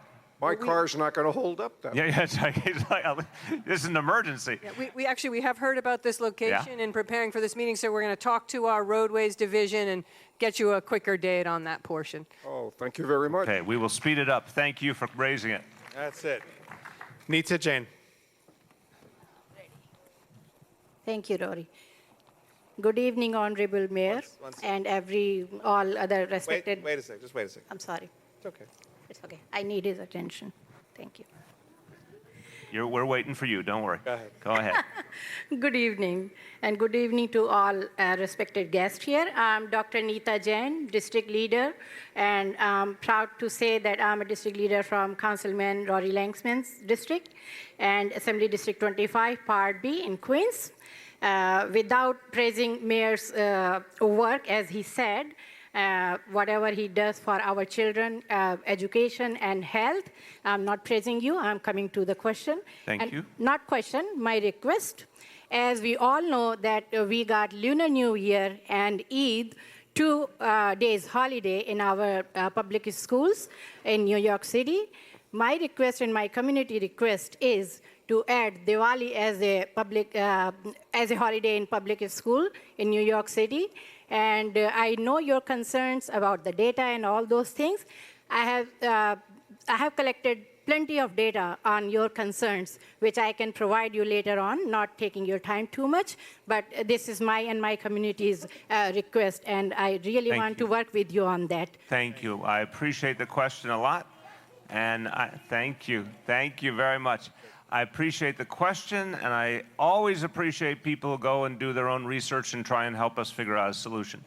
The quick answer is, and again, in the spirit of honesty, which I think is the best way for everyone to proceed, we did commit to 3 additional days, 2 Eid holidays and Lunar New Year. It may sound to everyone like you think, oh, well, it's just 3 days, what's the big deal? What everyone needs to understand is we have to, literally by law, we have to produce 180 school days. If we go below that, we lose state funding, and that's a huge challenge for our Department of Education. So when we added those additional holidays, it put a real pressure on the calendar because we all know the front end around Labor Day, the back end in the last week of June. We are going to keep looking at the option. We're not saying it's impossible, but it's not planned now. I want to be very straightforward. If you have research, give it to my colleague and he'll share it with me. It's something we'll keep looking at, but we do not feel, in fairness, we can accommodate it now because we also have to leave some buffer for snow days, and which we've seen, some real use of them lately. So that's where we stand now. That's the honest truth, but we'll keep looking at it. Okay. Thank you. Thank you. No, we're not doing back and forth. Thank you very much. Good. Ada, I'm going to get to you next, but right now I want to call someone who's got a real thorny issue in my neighborhood, Hillcrest. Bill Anello, where are you? Bill, there you go. Hello. I mentioned it at your last council meeting, town hall meeting, I'm sorry. We have a daycare center being built or proposed building in a U6 neighborhood. And U6 neighborhoods are not meant to have community property I'm terrible at speaking. Could I have someone else? You're doing fine. You're doing fine. Okay. What it is it's a private daycare center that they want to bus 287 kids into, and they want to put 167 of them in a cellar without windows.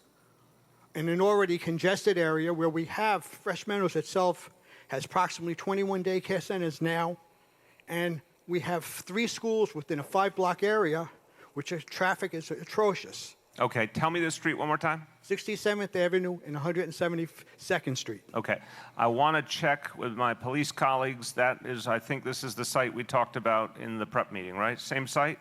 Okay, so on the question of this site, and I also heard almost a city planning question there too, is it an allowable zoning? So I want to bring that up. So we have the zoning question, can such a facility go on that street? And then we have the question of congestion and how it would be dealt with and how the police would deal with that as well. So let's first address, can such a facility be in such a location? And actually, we've gone from city planning now over to buildings. Commissioner Chandler. Hi, I'm Rick Chandler, Department of Buildings. We're very familiar with this site. It's been filed and reviewed on 4 separate occasions. A protest challenge was lodged. We looked at it 4 separate times. It's absolutely permitted as of right, and I understand that there might be many other daycares, but we're obligated to approve something that's demonstrated as of right. Okay, so legally it does pass that test. But now let's go to the congestion question. So I don't know if DOT has a point or precinct. Mr. Mayor. Go ahead, Rory. I do want to make a specific request on behalf of the community. Someone in the community took an awful lot of time to review the zoning resolution, the building code, and presented my office with a very, very detailed letter explaining why they believe that the building is inappropriate. Could we get a specific response to that letter that demonstrates why, or if perhaps you'll see something that you hadn't considered, but if not, why it is that their view of the zoning resolution and the building code is not correct? Yeah, and Rick, we can do that next week? Okay, so I think it's an excellent point the council member is making. I do appreciate, look, even if the agency disagrees with the interpretation, I still appreciate anyone who goes to the trouble of trying to do their own analysis on behalf of the community. I appreciate when people bring us different ideas on how we can address problems. So you certainly deserve a written response to what the agency has found there. On the question of congestion and that site, and I don't know if anyone here knows among my colleagues, you mentioned that buses, is this a site where the intention is buses or families dropping off kids in some other way? Does anyone know? Anyone from the agency know about that part? Okay, let's just go to the congestion issue. I think we've been talking to PD. I mean, the congestion is very tied to the AM and PM drop-off at schools and the double parking that ensues. So I think we're looking at some potential safety treatments, but I think there's also a PD enforcement component. Go ahead. Like everything else, as new developments come up in the neighborhood and new conditions arise, we adapt to them. So whatever it comes out of this, we will adapt to it. If it means stationing traffic agents along the route, we will do that. If it means heavier enforcement of double parking rules, we'll do that. We'll do whatever we can to make traffic flow and everybody be safe in the area. Okay, good. Thank you. All right. I said we would offer Ada the next question. Ada. Then we're coming back here. Mr. Mayor, thank you very much for coming to our community, and I want to thank Rory for all he's done for us. The mic a little closer. There you And go. I want to thank Rory for hosting and for all he's done for our community. So my question has to do with public transit. Haven't heard a lot about that so far. So Queens, which is the largest borough in geographical size, second largest in population, very close to Brooklyn, is really not well served by the public transportation system. We have a lot of buses. We don't have as much subway service as I think we should have, and everyone knows like the delays in the system are horrendous. I live across the street from an F train stop in Briarwood, and it's just chronic. I mean, I understand that MTA is a state agency. You know, as a resident and a constituent, I read about the bickering between yourself and the governor, and honestly, I don't really want to hear about it. So what is you as mayor, what can you do to alleviate the delays and to just better maintain the system and get it done quicker? You do want to hear about it. I'm going to hear about it whether I want. You do. No, I'm going to give you my argument why you do want to hear about it, because it's not bickering in the traditional sense. It's actually about the substance. So let me first do a survey of the room. Ready? You get 2 choices. You can vote either that you believe the city of New York is responsible for the operations of the MTA and the budget and all that, or the state of New York is responsible. Which do you think is the fact today? So how many people believe the city of New York has responsibility for running the MTA? Raise your hand if you believe that. How many believe the state of New York has responsibility for running the MTA? The majority is correct. So, and here's why it matters. It's not a funny matter. It's actually a very serious matter. So the reason I have vociferously pointed out the state's responsibility is because I believe the only way the situation will change is if the state has to recognize its responsibility. I always make the analogy. I have mayoral control of education.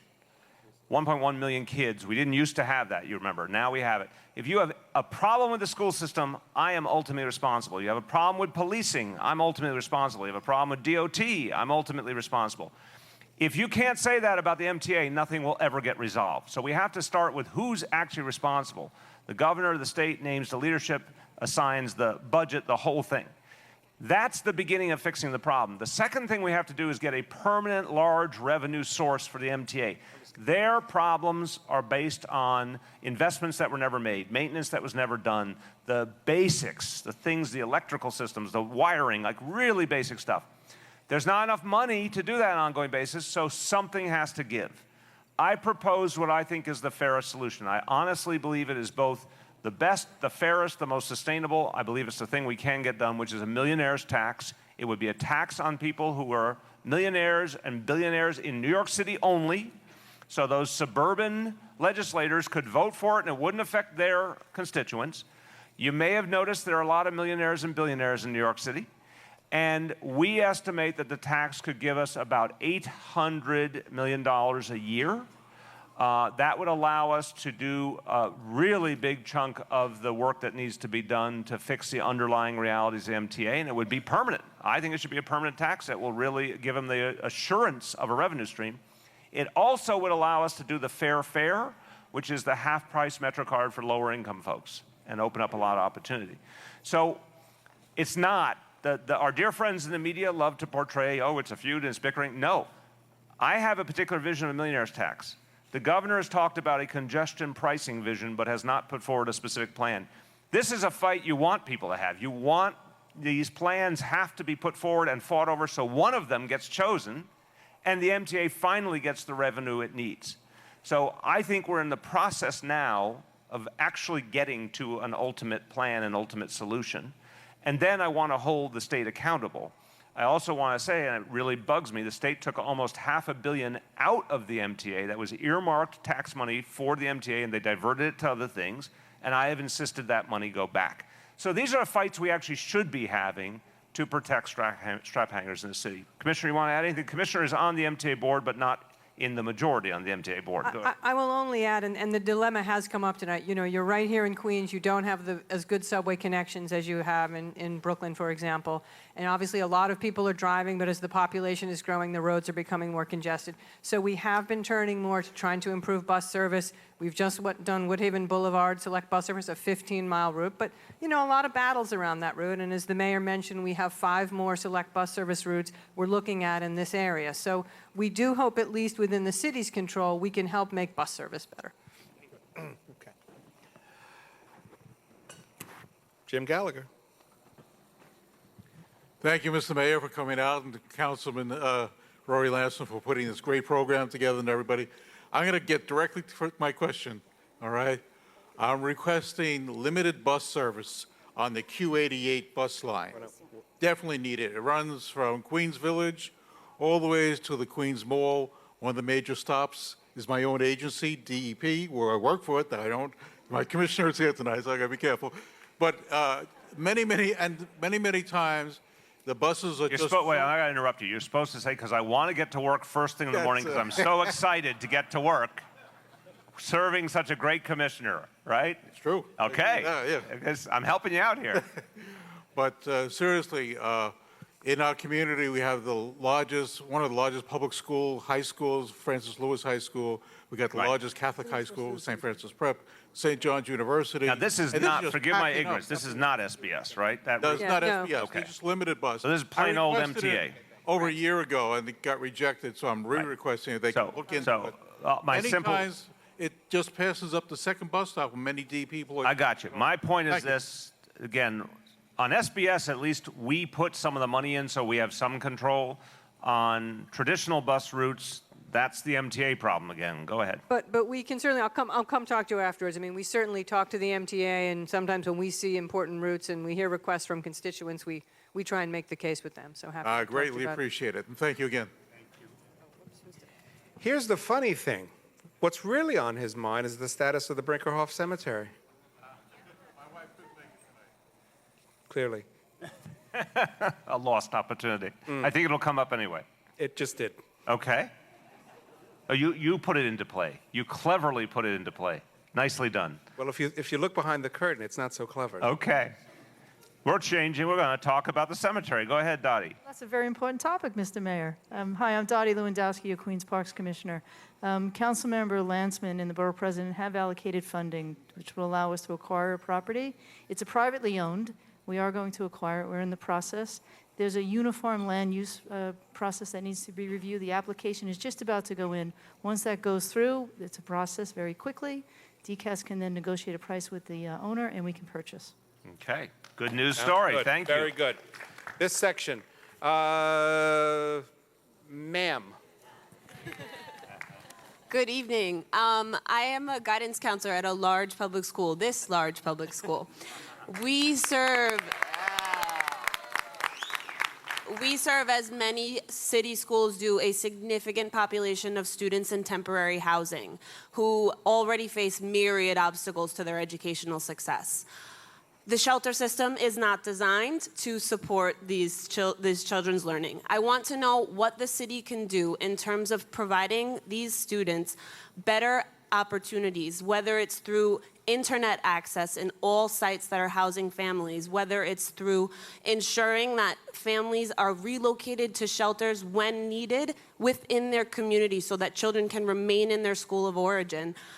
The system right now is dysfunctional, and it is not supporting children who have already come up against unimaginable realities. Amen. Thank you. First of all, thank you for what you do for a living. It is incredibly important to our kids, so thank you very much. Second, everything you said I agreed with. It's not an acceptable state of affairs. The painful reality is, and this is sort of the bigger discussion we need to have in the city about what's happened with homelessness. It is, you know, Steve Banks here, our commissioner, has been working on this issue for over 30 years. When he started, it was very much about single men with mental health problems or substance abuse problems. Today, it is about families with none of those problems who are in economic distress because of the cost of housing, because wages are too low, who end up in shelter. And you're right, never in a million years anyone think you'd have a lot of families, including working families, in shelter. Steve's going to talk about the measures being taken in shelter, and Phil Weinberg, our Deputy Chancellor for DOE, they'll talk about the specific actions in the shelter to try and address education. And Phil, please, when you speak to it, I don't know the answer on this point about using remote learning or internet learning to help kids in the shelters. I want you to speak to that. But I do want to say, I announced a policy at the beginning of the year that we're reorienting the entire shelter system. The shelter system, it finally dawned on us, and I've said very publicly, I wish I had figured this out sooner. The shelter system would take in a family, you go into a shelter intake facility in the Bronx, they say, we're going to put you in Brooklyn. And you're totally disconnected from your school, your house of worship, your family, whatever. We finally, I got to be honest, we looked at all the pieces and said, wait a minute, we're missing the most obvious thing in the world. Reorient the entire system so that when you, God forbid, you go into shelter, first there's a guarantee that you stay in your own borough, and then we try and get you as close to your home neighborhood as possible. And that has a second very powerful impact. Communities are much more accepting of people in shelter if they're actually from their own community and they understand the famous phrase, there but for the grace of God go I. It could be any one of us. But that then allows us to make sure kids can go to their home school or at least get there a lot more easily. So that is the entire new philosophy. It's literally being implemented now. The system's being reworked to keep people closer to home, and I think that's going to be helpful. Speak to what we do in the shelters. Okay, so just to give you the steps that we're taking to implement the mayor's vision, it's a system that's been very haphazard, and in just about 10 months, we've gotten up 8 new facilities, 8 new shelters, specifically to carry out this vision the mayor laid out of borough-based, connected to communities, connected to the anchors of your life. So, for example, we opened the first traditional shelter in Crown Heights, giving families for the first time an opportunity to be able to be sheltered in their community so they could keep their kids in the school where their children were going to school. We just opened the first facility up in Riverdale, in that community board, giving those children a chance to continue to go to the school they're in. I mean, first of all, we both focus on this. Prevention of homelessness is our first key priority. But when we are unable to prevent homelessness and we put incredible amounts of resources to keep people in their homes, when people come into shelter, this is the vision. And it's starting to happen. We're remaking a system that's almost 40 years old. Different reality for the children in that Crown Heights facility, different reality for the up in the Bronx than the kids you're talking about. But slowly but surely, we're going to transform this system that goes back many, many years to make it work right. And let's start with just acknowledging, yes, there couldn't be anything more difficult than working with young people who don't have stability at home. The DOE has done a good deal, though, to make sure social-emotional learning and the counseling necessary is more widely available in schools. And you just touched on a very interesting point. We're experimenting in some of our community schools with providing devices and access to young people who are in shelters so they're not disrupted as they go to a place where everyone else in their school can get online and make sure they know what the homework is. We can't guarantee that we can provide that for everyone right now, but it is something we've begun to do already. So thank you for raising it. And I would just say it's a question of we need some additional resources. That's a very important item for the budget process coming up. Because just something I know for my own kids, we used to know our homework when we left school because we'd read it on the board or whatever. But I know for my own kids, if you don't go online later, they never know what their homework is. So we got to make sure there's some access in each shelter to keep kids on pace with their education. Let's see how we can do that. Thank you. Very great question. Thank you. Thank you. Yes, it's you.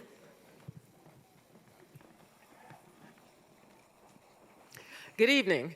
My name is Victoria Brown Douglas. I am the president of the Greater Allen Cathedral Lawyers Guild. We are a church consisting of 23,000 Black and brown members. I'm also a faculty member at Hofstra University School of Law teaching evidence. I would first like to thank you, Rory Lantzman, for your laser focus on justice issues, specifically criminal justice issues.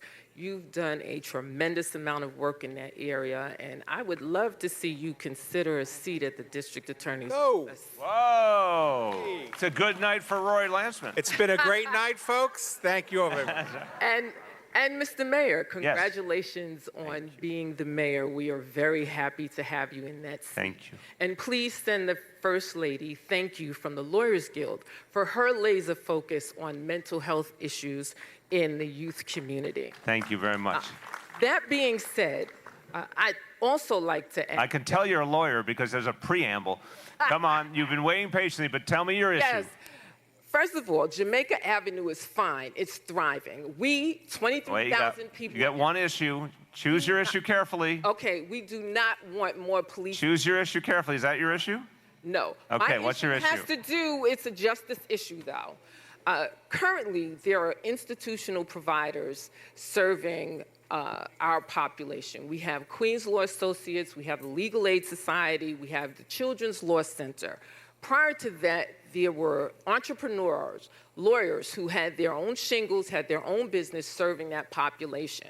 These institutional providers are preventing young lawyers from coming out, hanging a shingle, and doing justice in our community. I would like to know your position on, or whether you support these young lawyers coming out of school who would like to hang a shingle as opposed to the institutional providers that are currently squeezing out Black, brown, and women lawyers who would like to hang a shingle. I also want to thank the borough commander for his work at Allen to get rid of all the warrants from 1990. Thank you. Come on, my friend. We've known each other a while. Okay. You're stretching the rules because you're a lawyer. I'm impressed. So on the question at hand, so I've never fully understood this topic, to be honest with you. We have, this is not consistent with your interest, but I want to state it as a premise of our answer. We have greatly invested in legal aid and legal services because of the specific things we're trying to achieve, because we're trying to prevent homelessness, prevent evictions, I mean, a whole host of things. I don't think that is a system or an idea that's against any other type of legal activity. I think it's about what we're trying to achieve strategically.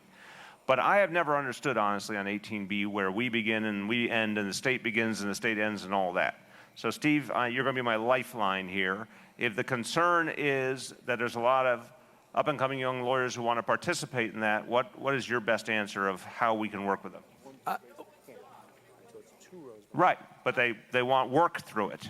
Right. I think for everybody in the audience, 18B is a provision of the state law that for many years enabled individual lawyers not connected with legal aid or legal services, full disclosure, I used to run legal aid, in which people could get an individual lawyer to handle their case. But what sort of history showed is without training and backup, the handling of the cases didn't always go the right way. And so what the city did over a number of years, which is to say, you know what, we'll invest more in the institutional providers where they can have investigators and social workers and so on and so forth. But I would say for the young lawyers coming out of law school now, the mayor's investment in civil legal services to provide lawyers for every tenant facing eviction, making about $50,000, and counseling for every other tenant, will provide an opportunity for lawyers to come out of school, get the training, and there is still 18B work out there. Not as much as there used to be, but there is an ability to have a young lawyer come out of law school, get hired by a legal services organization, get trained, then they'll be qualified, they'll be able to handle the cases, and there is still some work available, particularly in the family court, for representing parents. So that again, I'm deferring because I just don't have enough of the grounding to do better. But if you want to, at any point, provide a proposal, I'm not going to do a back and forth now, but if you have a specific proposal you want to let me know about, I am listening, okay? Thank you very much. Mark from the Jamaica Estates Association. Then you, then Zara. Well, Thank you. Not Zara, but we know. Thank you, Councilman, for inviting the mayor at this town hall for our community. Mr. Mayor, thank you for coming to this fine borough of Queens. I happen to be a resident of the city of New York all my life, 71 and a half years, 16 years in Brooklyn, the rest in Queens. And I'm very proud. You love Brooklyn too, though. Oh, I speak Brooklynese. Okay, you're all right with me. When I go to Canada, they ask me what country I'm from. It's Brooklyn. Amen. But no Brooklyn now. They're at children. No, that's right. Mr. Mayor, in view of the pending tax changes Congress is proposing with regard to property taxes, putting a maximum of $10,000 that you're able to take on your tax return, and the fact that we pay a city income tax and a state income tax, but I'm more concerned, and you are, of course, with the city income tax. I'm requesting on behalf of the middle-class residents of the city, from you, Mr. Mayor, and the City Council, at least a 3-year moratorium on increase in real estate taxes. My taxes in the last 4 years have gone up $1,800 or over 20%. That is because every year the house is being reevaluated, and it's based on the higher valuation, not the previous. So really, the law states you can only raise it over a certain period of time. I got it. You know what it is. I get asked this in every town hall meeting. Don't worry, it's not a new topic to me. Well, I'm not saying it is, Mr. Mayor, but when you gave your November financial plan update recently, you had indicated someone's done his research. Yeah, it does, 40 years on the community board. You said you projected between 2018 2021 an increase in general property tax of about 16%. No, I want to be clear there. Hold on. I admire your research, but I think there's an assumption there that's not accurate. Thank you. No, I want to answer the question. It's a crucial question. It's on everyone's mind. First, where you began the tax plan, which I think is exactly the right place to begin. I'm working with mayors all over the country. I'm working very closely with Senator Schumer and everyone. And by the way, I want to say it's a bipartisan effort. Congressman Donovan has been a champion on this issue too. The tax bill as written it's very simple. It's a huge giveaway to wealthy people and corporations, but it's particularly unfair to cities like New York and states like New York in many ways. And it will create a double taxation reality. If it's not stopped or it's not modified, it will mean, functionally speaking, people's taxes will go up. Middle-class people, working-class people's taxes will go up. Job one is to fight it, and there's still a real opportunity to fight it or at least substantially modify it. So I don't want to do the hypothetical of what do we lose, because right now we're fighting, and everyone, I've spoken to Schumer, I've spoken to Pelosi, everyone believes this thing can still be stopped or changed in a big way. But to your underlying question, which is very fair, what are we doing about the property tax levels? A lot of people are hurting with it, I know. First, and I think it's really important, separate the rate from the assessment. On the rate, I've said very clearly 4 years running, and the council's been there with me the whole time, no increase in the rate for 4 years, no increase in the rate projected. There were increases in the rate in the previous administration. There were also some economic crises, I understand that. We, looking forward as far as we can see, to have no intention to increase the rate. In fact, with the council's support, we have put very substantial reserves in place to help guard against any kind of situation that would hurt our revenue, so we would never have to think about an increase in the rate. But the bigger challenge is the assessment question. It's really hitting some communities very hard. It's very uneven, it's very unfair, it's very inconsistent, it's very untransparent. What I've said I will do, and I'll be announcing this in the not too distant future, is put together a initiative to overhaul the entire property tax system. Now, I've been very honest, I'll say it to you too. When the smoke clears, when we recut the whole property tax system to try and make it more fair and consistent, we cannot lose a huge amount of revenue in the bargain. Because you want the police to be able to do what they're doing, you want more, I believe, most people want more officers on the street, they want the schools to do better, they want all the stuff that we pay for. So I need to be, if not revenue neutral, I need to be as close to it as I can be. But I still think we can make it a lot more fair, especially across boroughs and neighborhoods.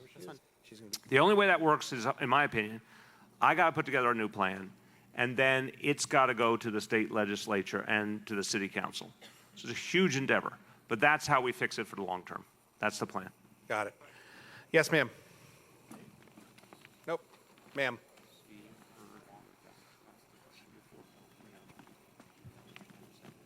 Okay, good night, everyone. And my name is Faniza. I'm here with my 3 children.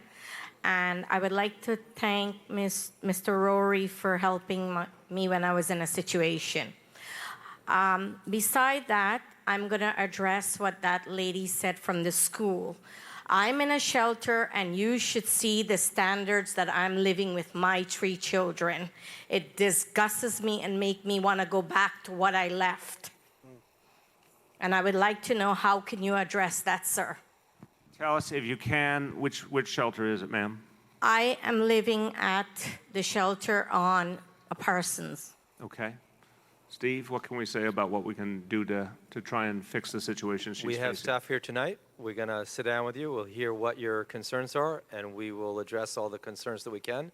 We work very closely with the council member, and if there's something we can do together, or if we can do it ourselves, we will do it for you tonight. I'm sorry Okay. you've had that experience. Thank you very much. Request. Good. Another aspect of the housing crisis that so many people face in New York City, Christopher Chuck, and this is a thorny one. Okay. Thank you for the warning. Hey, good afternoon, Mr. Mayor. My name is Christopher Chuck, and I live in building 14848, owned by Zara Realty. Just get the microphone a little closer. One of the worst landlords here in the Southeast. You might remember Zara Realty being in the news a couple months ago over harassing immigrant tenants. That harassment has been part in the building that I currently reside in. And in a very diverse city like Queens, this shouldn't be happening. Correct. They have a history of buying rent-stabilized apartment building, kicking out long-term tenants, using any means necessary, and slowly degrading units to be able to rent to wealthier classes. Their ways are immoral, unethical, and illegal. They charge late fees, AC fees. They charge $50 for a mailbox key that's like the size of a quarter. They charge $150 for a key for an apartment building, which is insane. So my question to you is, what is your administration doing to ensure that the safety of tenants and put a stop to the loss of real affordable units in Jamaica, Queens? I really appreciate the question. Thank you very much. Thank you for standing up at the Human Rights Commission. Human Rights Commission, I think, got this one. Hold on. You ready? Yes. jump up here. So this is something I've spoke with my colleague from Human Rights about, because we consider it a big problem too, and I'm really glad you're raising it. So Human Rights Commission, what can we do? So we met with a lot of Zara tenants and with community organizations, and we have actually addressed it with Zara when it comes to discrimination based on immigration status or any other race or religion. Explain what addressed it means so we can be very tangible. So what we did is we sent a cease and desist letter to them and said that you have to fix these issues where we're alleging that you're discriminating against tenants, and you need to fix those, and you need to do certain things, and we are actually working with them on that. So does that, just let's again be very tangible. If they, right now you're saying they are following your directives. To cease yes, we're working with discrimination. them, yes. If they go on the wrong path and don't, what are the kind of penalties you can bring to bear? So under the human rights law in New York City, which is a very broad law, we have several things you can do. If you are a tenant and you file with us, you can get damages up to $125,000, and we can assess civil penalties against them for $250,000, up to $250,000. All right, that's part one. Now, on the other issues, Steve, the things like, thank you very much, on the charging for keys and all sorts of crazy stuff, what can we do here? As part of the mayor's new initiative to provide tenant lawyers for people who are being harassed by landlords or people that are being sued improperly or illegally evicted, we can provide counsel in court. And we have people here from the Human Resources Administration that are operating that program who can sit down with you. And if it's not you in your situation, but you know the buildings, we will be happy to send people out from the tenant support unit to help those tenants. We're here to keep tenants from being displaced. Okay, thank you very much. Okay. Mariana. Yeah.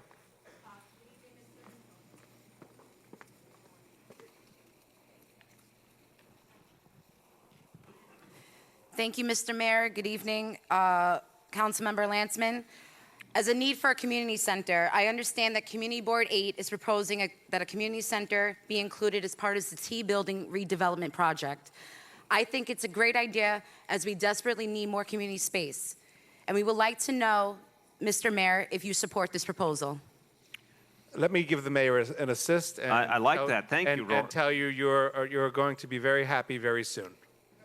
You know something, ma'am? You're going to be very happy very soon. Thank you. Thank you, Roy. That's it. Hi, I'm Jennifer Meltzer from Kew Garden Hills. I would like to have your permission, Mr. Mayor, first of all, to just continue the answer about global warming, if I may. I already ran it by my commissioner. New York City Department of Environmental Protection is very involved in this issue, and we are very aggressively in the process of installing bioswales in every community which absorb rainwater, prevent flooding in streets, and also sewer backups. Now for the problem. Close to a year ago, I was a victim of a hit and run on the infamous intersection of 73rd Avenue and Main Street. 911 opened up a case, and I was told by the detective who was handling the case for the 107th that, quote, because you were not severely injured, you're a low priority, unquote. Councilman Lantzman's office, it was Dan Rosenthal there at the time. You got a promotion. I know. His calls went unanswered. Assemblyman Simanowicz, may he rest in peace, his calls were unanswered. My insurance company, their calls were unanswered, and the case was closed. There was security footage available. This was a hit and run. There's a good possibility that car could have been identified and brought to justice. Thank you. Thank you for the concern. So let me say, in front of the inspector and both chiefs, I don't find acceptable ever for a New York City resident to be told they're a low priority. That's absolutely unacceptable. That does not reflect the views of this administration or this NYPD. So when something like that happens, we want to know about it because that may be an officer who needs some retraining. And certainly the higher-ups will follow up on that, but also want to get back to trying to address the case, because you're exactly right. if that would lead them to a dangerous driver that could protect other people's lives. So I want to apologize. You never should have had that experience. Inspector, what do you know about this case, and what can we do to make sure it's This is the first I addressed? hear about this case, but like the mayor said, that's completely unacceptable for a detective to make that statement.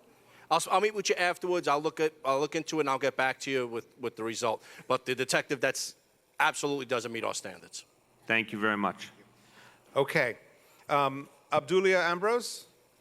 Yeah? Where? There you go. Now, if there's one stop sign I can get out of this meeting, go. Well, my question is another one. The stop sign is another one. Well, why don't you do that one first? Okay. Which one? The stop sign. Okay. We need a stop sign in 143rd and 84th Drive because accidents are happening there and the students cross from one side to another side. So we need a stop sign Hey, there. say which one it is again? 100 and what? 143rd and 84th Drive. Okay, Commissioner, what do you know? This is one we are studying, and we should have an answer for you at the end of next month. All right. And the other question. Yeah, because he prompted you. You get a second question. Go ahead. Okay, my concern is about candy stores or delis close to schools, especially the one at 87 and 144th Street. Did you say candy stores? Yes, because many, some high school students or grown-ups hang out there, and they bother students from this school walking there. Sometimes they offer drugs. They're selling drugs there. Or sometimes they just bother them. Right. So our students get afraid of those grown-ups. So what's that location again? Let me see, 87 Road and 144th Street. Okay, Inspector, that's you? Yeah, that's an area we're aware of. We do take a lot of enforcement action. We've taken a lot of enforcement action over there for disorderly people drinking beer, hanging out in front of the location and across the street from the location. If we're not getting the right people, I'll speak to you afterwards. We'll speak to my community affairs, get a little bit more specific on the times and places, and we could address it a little bit better for you. Okay, you'll follow up directly? I'll follow up. Thank you very much. Thank you. Yes, sir, in the back.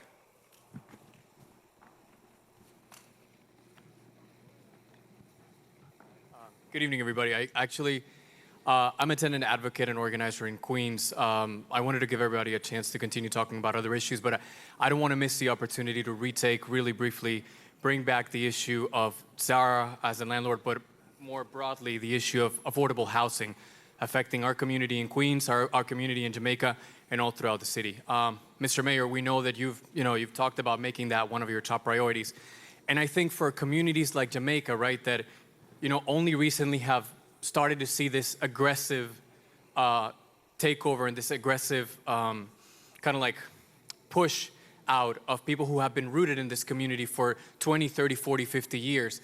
We should be proactive rather than reactive, right? And not let the displacement happen the way we have seen in other communities. So what I'm calling on Councilmember Langsman, yourself, and some of the different commissioners of the different agencies to do is, since you are aware, and I know that you are very much aware of the doings of this landlord and other predatory equity landlords, to maybe create a task force, a local task force rooted in the community. We can actually give the tenants the opportunity to be part of that task force, to look into the issues and possibly address them together as a community. Thank you. Thank you very much. I think you're on the right track there. I think, look, we have a gentrification displacement challenge all over the city. Some areas more than others, but it's a citywide phenomenon. We have tried as a matter of strategy to put some of the tools in place that the public sector has that really can make a difference. The legal services to stop illegal evictions and harassment of tenants. The council has done a fantastic job passing the right to counsel law and also a number of anti-harassment measures. The affordable housing approach in general to try to maximize new affordable housing and also preservation of affordable housing. This is really important. I don't think it's well understood. 60% of our affordable housing plan, which is ultimately going to be 300,000 apartments total, so 60%, 200,000 or so apartments, is preservation of apartments in communities with their current occupants. That is implicitly anti-displacement, anti-gentrification, anti the effect of gentrification. So we have a lot of really big, powerful tools that we're putting into effect that I think will help keep people in their own neighborhoods. But I like what you're saying, because I think it's true. In some areas, we could do more proactive work, particularly, I would argue, not just for renters, but for homeowners who are challenged by speculative practices. That's another big piece of the equation. So, Leiden, will you follow up? Because I think that's a good example of us starting to do things in some neighborhoods that have not felt the effect so much, but getting ahead of it. Yeah, absolutely. Thank you very much. Good. Got it. Just one sec. Peter Hara. Thank you. Thank you for having this event, and thank you, Rory and Mr. Mayor. I'm B.T. Hara Martha Fulton. I'm a fairly new member of Community Board 8. I've lived in New York 55 years and in Queens 35. I'm also a member of the Sri Chinmoy Center in Jamaica Hills. What's your concern? Captain Tilly Park and the Parks Department, and I will say this, the Parks Department has been wonderful, allowing us to use the parks, and we sponsor races in many New York City parks. I didn't hear Delwar's question, but we've had a major renovation of Captain Tilly, Phase 1 and Phase 2, but the pond, which is a kettle moraine pond, needs a new filtration center and new edging, and we don't want to break the bank. But since the budget year is coming up, maybe the city can give the Parks Department more money to finish the job. Thank you for your humble request. So, Dottie, you want to say anything on this? Obviously, we're going to look at everything in the budget, but do you have an initial response on that one? It's a beautiful park, and the pond is gorgeous, and we've done major work there recently. They volunteer often and do work in the park. So we could go out, we'll do some interim work while we work together to seek funding to do the major repairs. Cy Schwartz. I got a mic? Oh. Is Ben Haber here? Ben, I'm older than you. I should have spoken before you. Mr. Mayor, Rory, I intended to ask about why nothing's been done for nearly 2 years with regard to the T building. I speak on behalf of Community Board 8's Health and Human Services Committee, and I'm the vice chair of the board. I am surprised very pleasantly to hear this evening a very strong commitment to move forward. Yep. And we await that.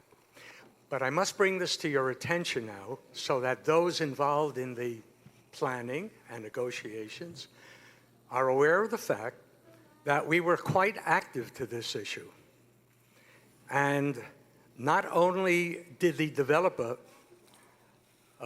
propose 12,000 rent-free space to Health and Hospitals Corporation and Queens Hospital, which is probably worth $500,000 a year in rental fees.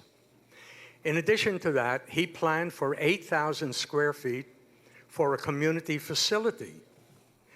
Our board then proposed that that facility be placed in the service of a community center for all of this area.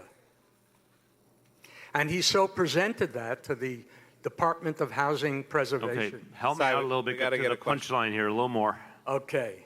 Now, I hope you know that we negotiated at great length with a number of organizations in anticipation of a community center to operate it and help in the funding.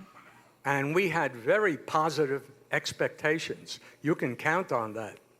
They very much want to participate. So is your question, are we committed to a community center? Oh, I'd like it to be. Well, I think that's sort of similar to what we got, right? So as I said earlier, those who want to see the space available for a community center, I think will be very pleased in the coming days. Who will fill that space and what programming they will have, that remains for them to figure out. What's the name of the what? No, because there's no guarantee that any particular organization is going to be filling that space. Kathy Forrestal. Jackie Forrestal, sorry. Who can keep track of the Forrestals? Oh, let me just say, we've got about 30 minutes left. If we are all really disciplined about our questions, we can get through them. Go ahead. Thank you so much for taking my question. Because we are a community which provides residence for students who attend Queens College and St. John's University, we have a growing proliferation of properties which have been purchased by investors to rent as housing for students. Since the owners are absentee landlords, they are required to register with HPD. Yet most do not comply with that rule, which requires that registration. Is there a way to protect student residents and the community by a process in which the lack of compliance by these landlords can be reported? 311 does not take the complaints, nor does HPD. The tax implications are great for people who rent their properties and do not report the income from these rentals. Wow, very good. Thank you. Thank you for a very helpful question, but thank you. I'm over here. Thank you for a good, an excellent question, but for also offering us an idea that might be part of the solution. I really appreciate that. Do you know the answer? I don't, but... Okay. Leiden, of course, you obviously know him as the Chief of Staff at HPD. So, Leiden, this sounds like a very we'll take a interesting, helpful idea. Let's see, because people should be able to call 311 and do that, and we also don't want to see a violation and a loss of revenue. So you will personally follow up. Absolutely. Thank you very much. Good, good. Yes, ma'am. Sir. Ma'am, sir. My name is David. I'm in the sixth grade. I'm 10 years old. I had a question. What is the city's plan to keep kids safe in school from kids who have home problems and kids who lose their temper a lot in school? Which grade are you in again? Sixth grade. Thank you. First of all, any sixth graders here at this hour asking a question at a community meeting, give it a round of applause. Thank you very much. Look, you mean in terms of bullying? Is that kind of thing you're talking about? For example, in the Bronx when the horrible tragedy, which it was unbelievably horrible, and I went to the wake and was with the family there, and I can feel it very personally now. It's the first time in 25 years anything like that happened, but it's still incredibly sobering. The issue to us now is to make it easier for parents and for students to report bullying and to get a guarantee that when they report bullying, there is an immediate follow-up by the school. So we've just started an online system. It was announced, I think, 3 weeks ago, that allows anybody anywhere in the city to report and then get a report back on what follow-up was done. We want, all school staff to understand to never underestimate bullying, to never sweep it under the rug or think it's not a problem. We take it very, very seriously. And we've added a lot of restorative justice programs in the school, and Phil, jump in here, because we have found that even when you see instances of bullying, rather than just letting them exacerbate, we can actually do interventions, peer counseling, and a bunch of other things that actually help to reduce the problem and address the problem.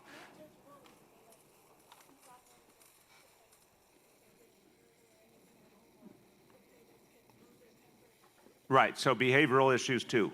Yep.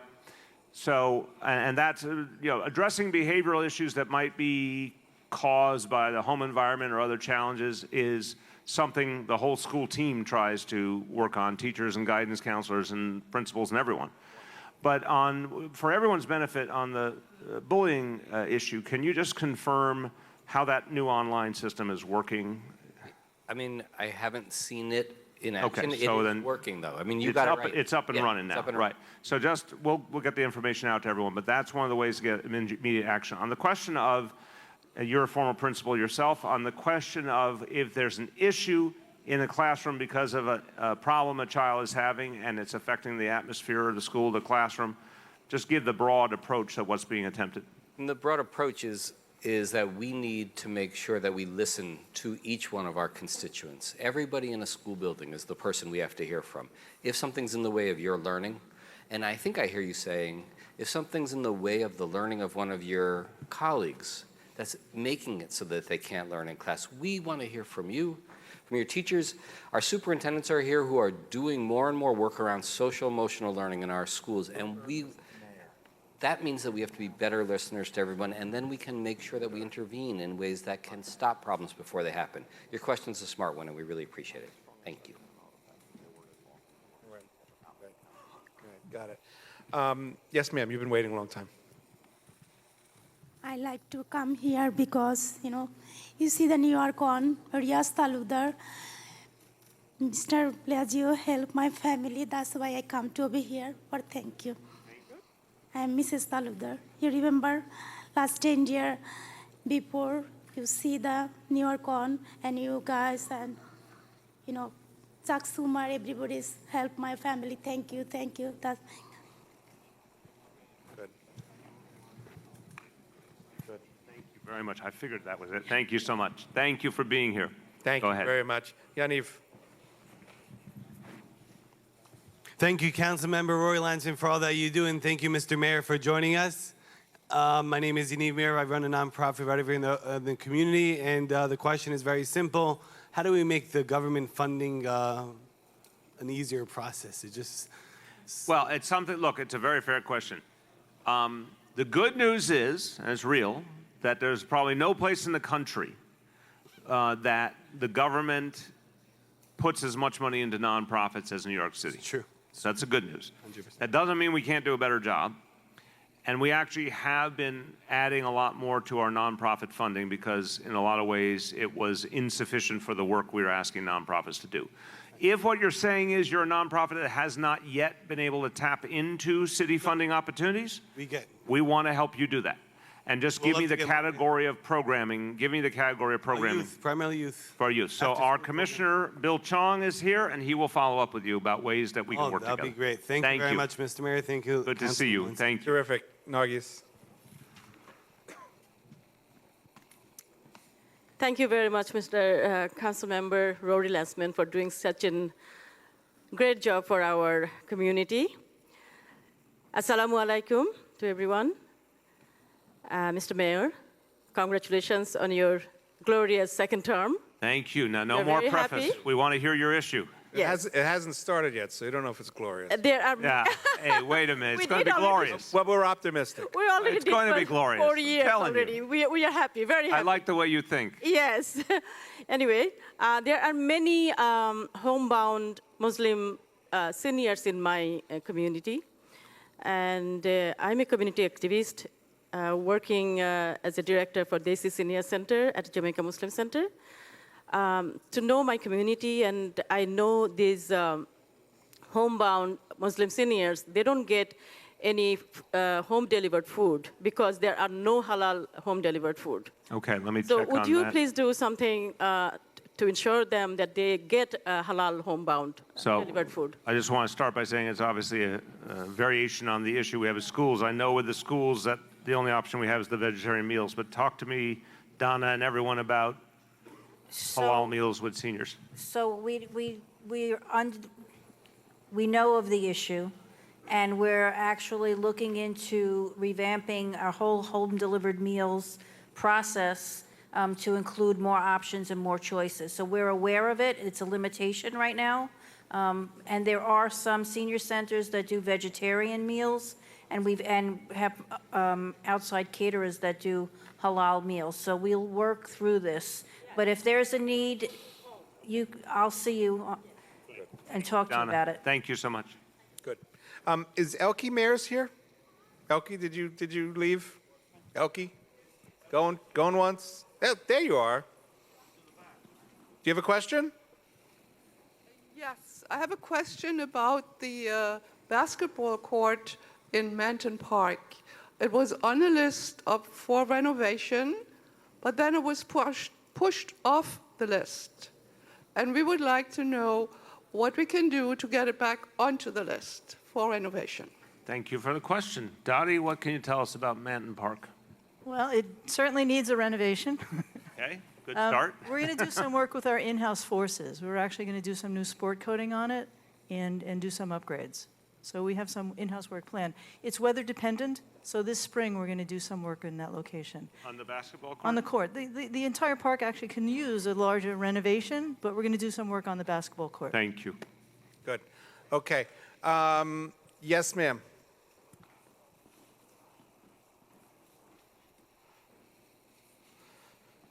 Good evening, Mayor.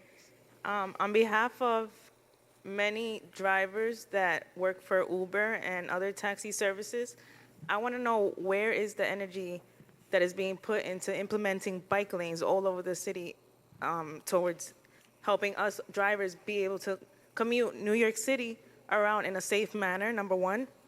Number two, how do you guarantee our quality of life when we have to worry about getting tickets for things that we shouldn't be getting tickets for? Let's get Mira over. Okay, I'm a little confused by the question, so I want you to just hold the microphone one more second. The first part, so you're talking about Uber drivers in particular. Well, just taxi drivers in general, because not Okay. everyone works for Uber, obviously. All for hire, okay. So tell me the first part again, I didn't follow. There's a lot of things being implemented, certain things like we pay a lot of money to the city. Us Right. Uber drivers, taxi drivers, we pay a lot of money to the city. How is that money working for us? It's just giving us a privilege to drive in the city, but where are we seeing this? You know, we go out on the streets, the cops harass us. You know, they think we make money. We are making money to pay back the tickets, to pay back the city for the privilege to be able to drive Uber. That's not fair. You know, and then we see bike lanes being put all over the city. I'm not sure I understand. I mean, it's a point of view, in my opinion, to compare the bike lanes to this other issue. I understand the first part now better. I really think the notion around the bike lanes is to give people more options for getting around and to address the environmental reality, because the more people on bikes, the better for the environment. But on the question, I do hear you loud and clear. You're saying you feel that our approach to enforcement is unfair to drivers. Fair question. Our TLC chair is here. Go ahead, Mira. Thank you for coming and raising the issue. We try to focus enforcement on the things that matter the most to our licensees and to the general public, and that is against illegal operators, because they compete against you without having to pay all of the money that you do for commercial insurance that's necessary in licensure, as well as Vision Zero, our moving violations that are a safety hazard. But we also have a tremendous outreach team, because there are times when there's a disconnect between why someone got a summons and how we should proceed with it. So I will meet with you afterwards to make sure you have that card, and we like to come out to communities and explain how our summonsing works so that you have the information to guard against getting summonses in the future, and a way to contact us if you feel like you've got a summons in error. Okay, thank you very much. Good. Okay, Marie.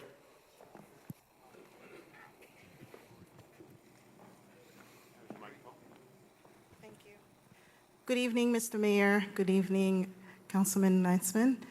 The issue is Airbnb. We get complaints from our residents regarding these issues. I'm the Community Board 8 District Manager, Mary Adam Ovid.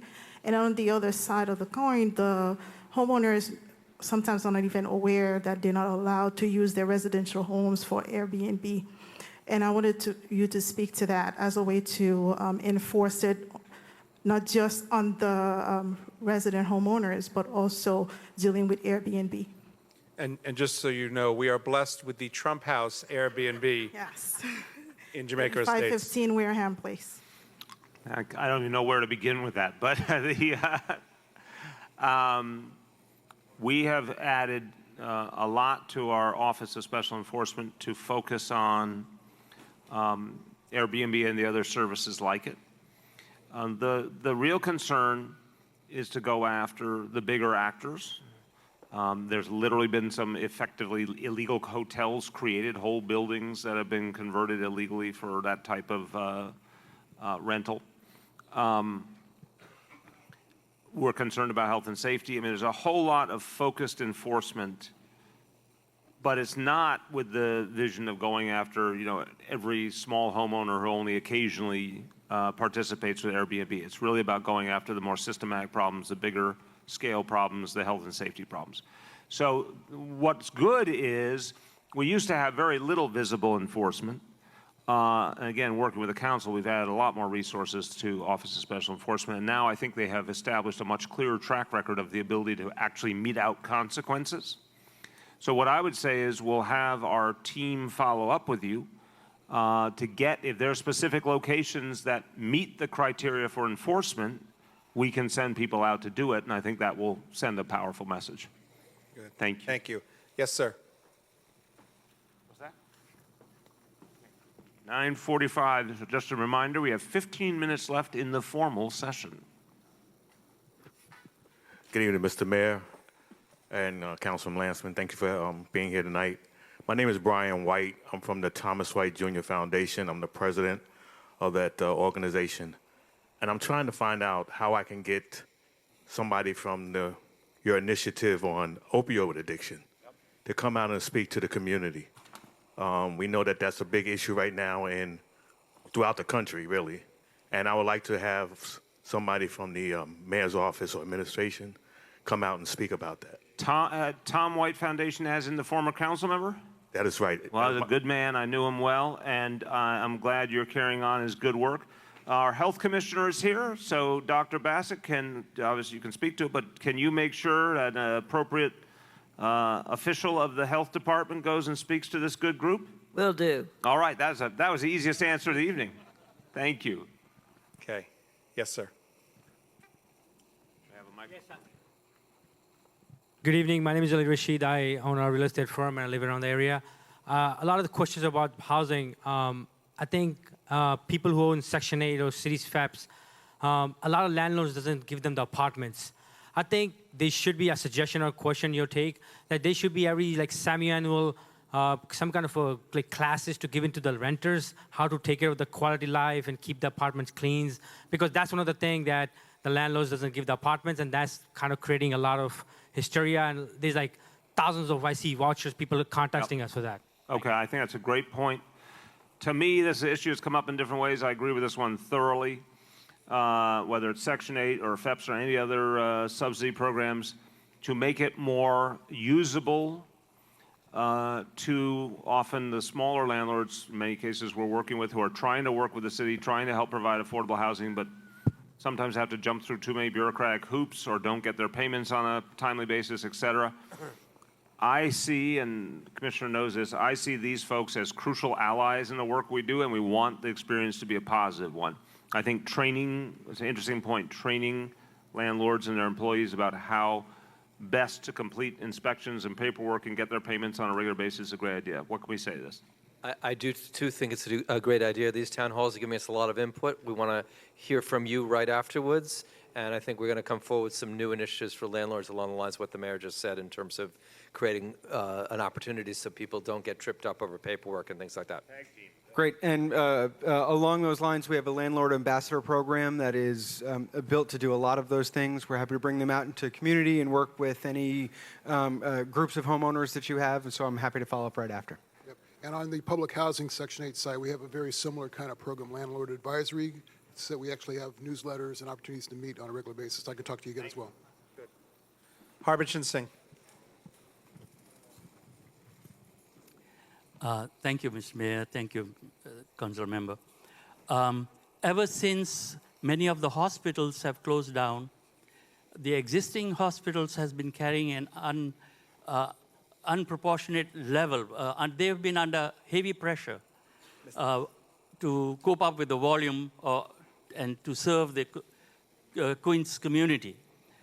What, and this has been going on for some years now, do you have any plans to give them some budgetary relief, number one?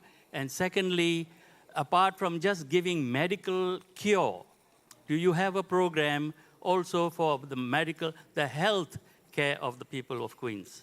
Okay, the second question is, kind of so broad, I'm not sure there's an easy way to answer it in this setting. You can certainly follow up with the health commissioner. On the first part, we are very committed to protecting our public hospitals. We don't have a funding methodology to help the private nonprofit hospitals, that's state and federal responsibility. But in terms of the public hospitals, the city hospitals, we're very committed to funding for them. We've been putting a lot in to protect them.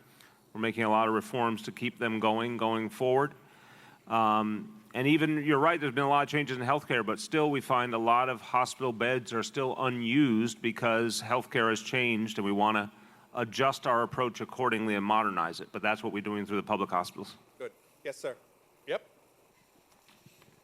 You've been waiting so long you can hardly believe it, but it's happened. It's your Thank you, Lori. Good evening, ladies and gentlemen. Good evening, Mayor.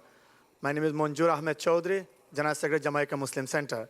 I'd like to thank you on behalf of the JMC members. You visited a few times. Thank you very much. Thank you. And we are so pleased and happy to see you here, have you our mayor for next year. What's your question, my friend? My question is, as you know, we're trying to keep our youth from the street. And as you know, youth is a big issue in the city. And Jamaica Muslim Center trying to keep our youth from the street and have a program going on in Jamaica Muslim centers. We try to do every day after school. So if anyway mayor office to able to help us on financial side, we have a limited source. Thank we you. need your address. I've got you. I Thank appreciate it. I am a big believer in youth programs, after-school programs. It's something we certainly want to do with the Muslim community as well. Bill Chong will follow up right there. Our commissioner will follow up with you directly afterwards. Thank you.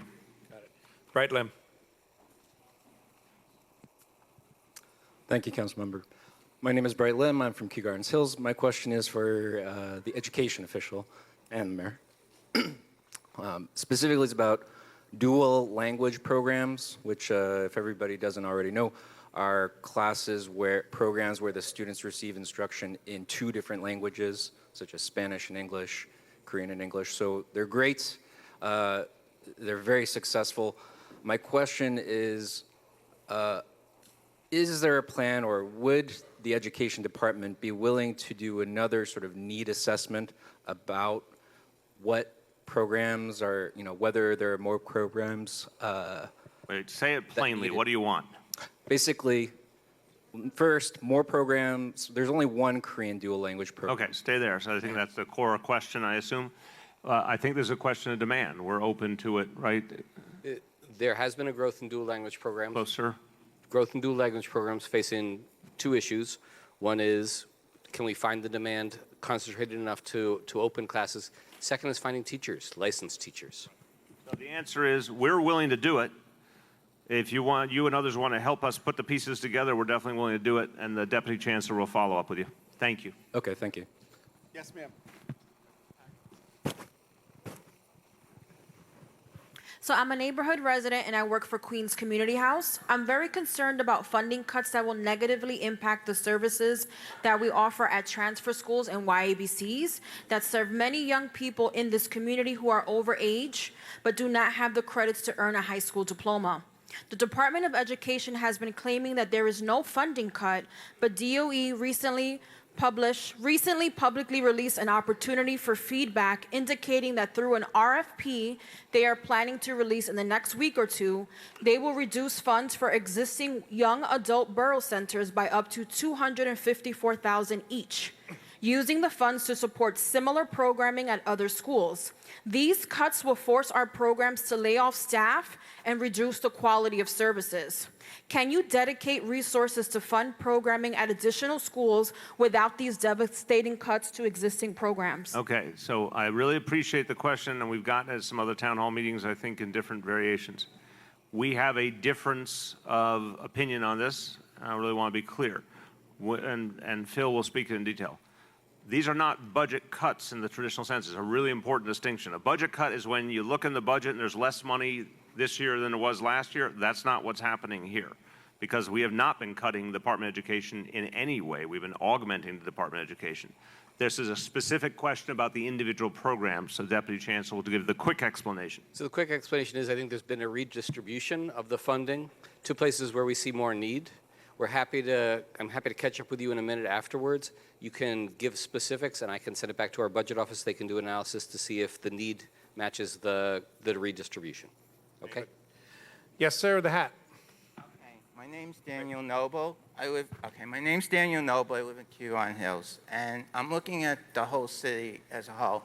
My concern is on the small streets, the bicycle lanes are too wide, and as a driver, I'm afraid I'm going to run someone over. When someone pulls out the car, when someone opens up the door of a car, I'm afraid it's too close to the door. And I think it's too wide. It has to be, on those smaller streets, it has to be smaller, those bicycle lanes, if you're going to have A good question. On 150th Street, Thank you. it's fine. No, I got it. It's a very fair question. So, Commissioner's going to speak to it. I think as I used to drive myself around, I certainly can understand the notion. No, I can totally understand the point that we need bike lanes to protect the bicyclists, and on the other hand, if things are too tight, it feels off. So what do you say, Commissioner? Right, well, we're careful to design our bike lanes to a standard width to avoid what is actually the more typical problem, which is somebody opening a door and what's called dooring a cyclist as they're coming down the bike lane. We try very hard, and look, New York City, you're talking citywide, New York City streets are challenging. Some are 20 feet wide, some are 120 feet wide. We try and design the bike network best we can to work in some very challenging terrain. As I would always say, if you think there's a place where we need to take a look at the design, when you look overall at the number of collisions, serious collisions involving motorists and cyclists, luckily the numbers remains pretty low in the city.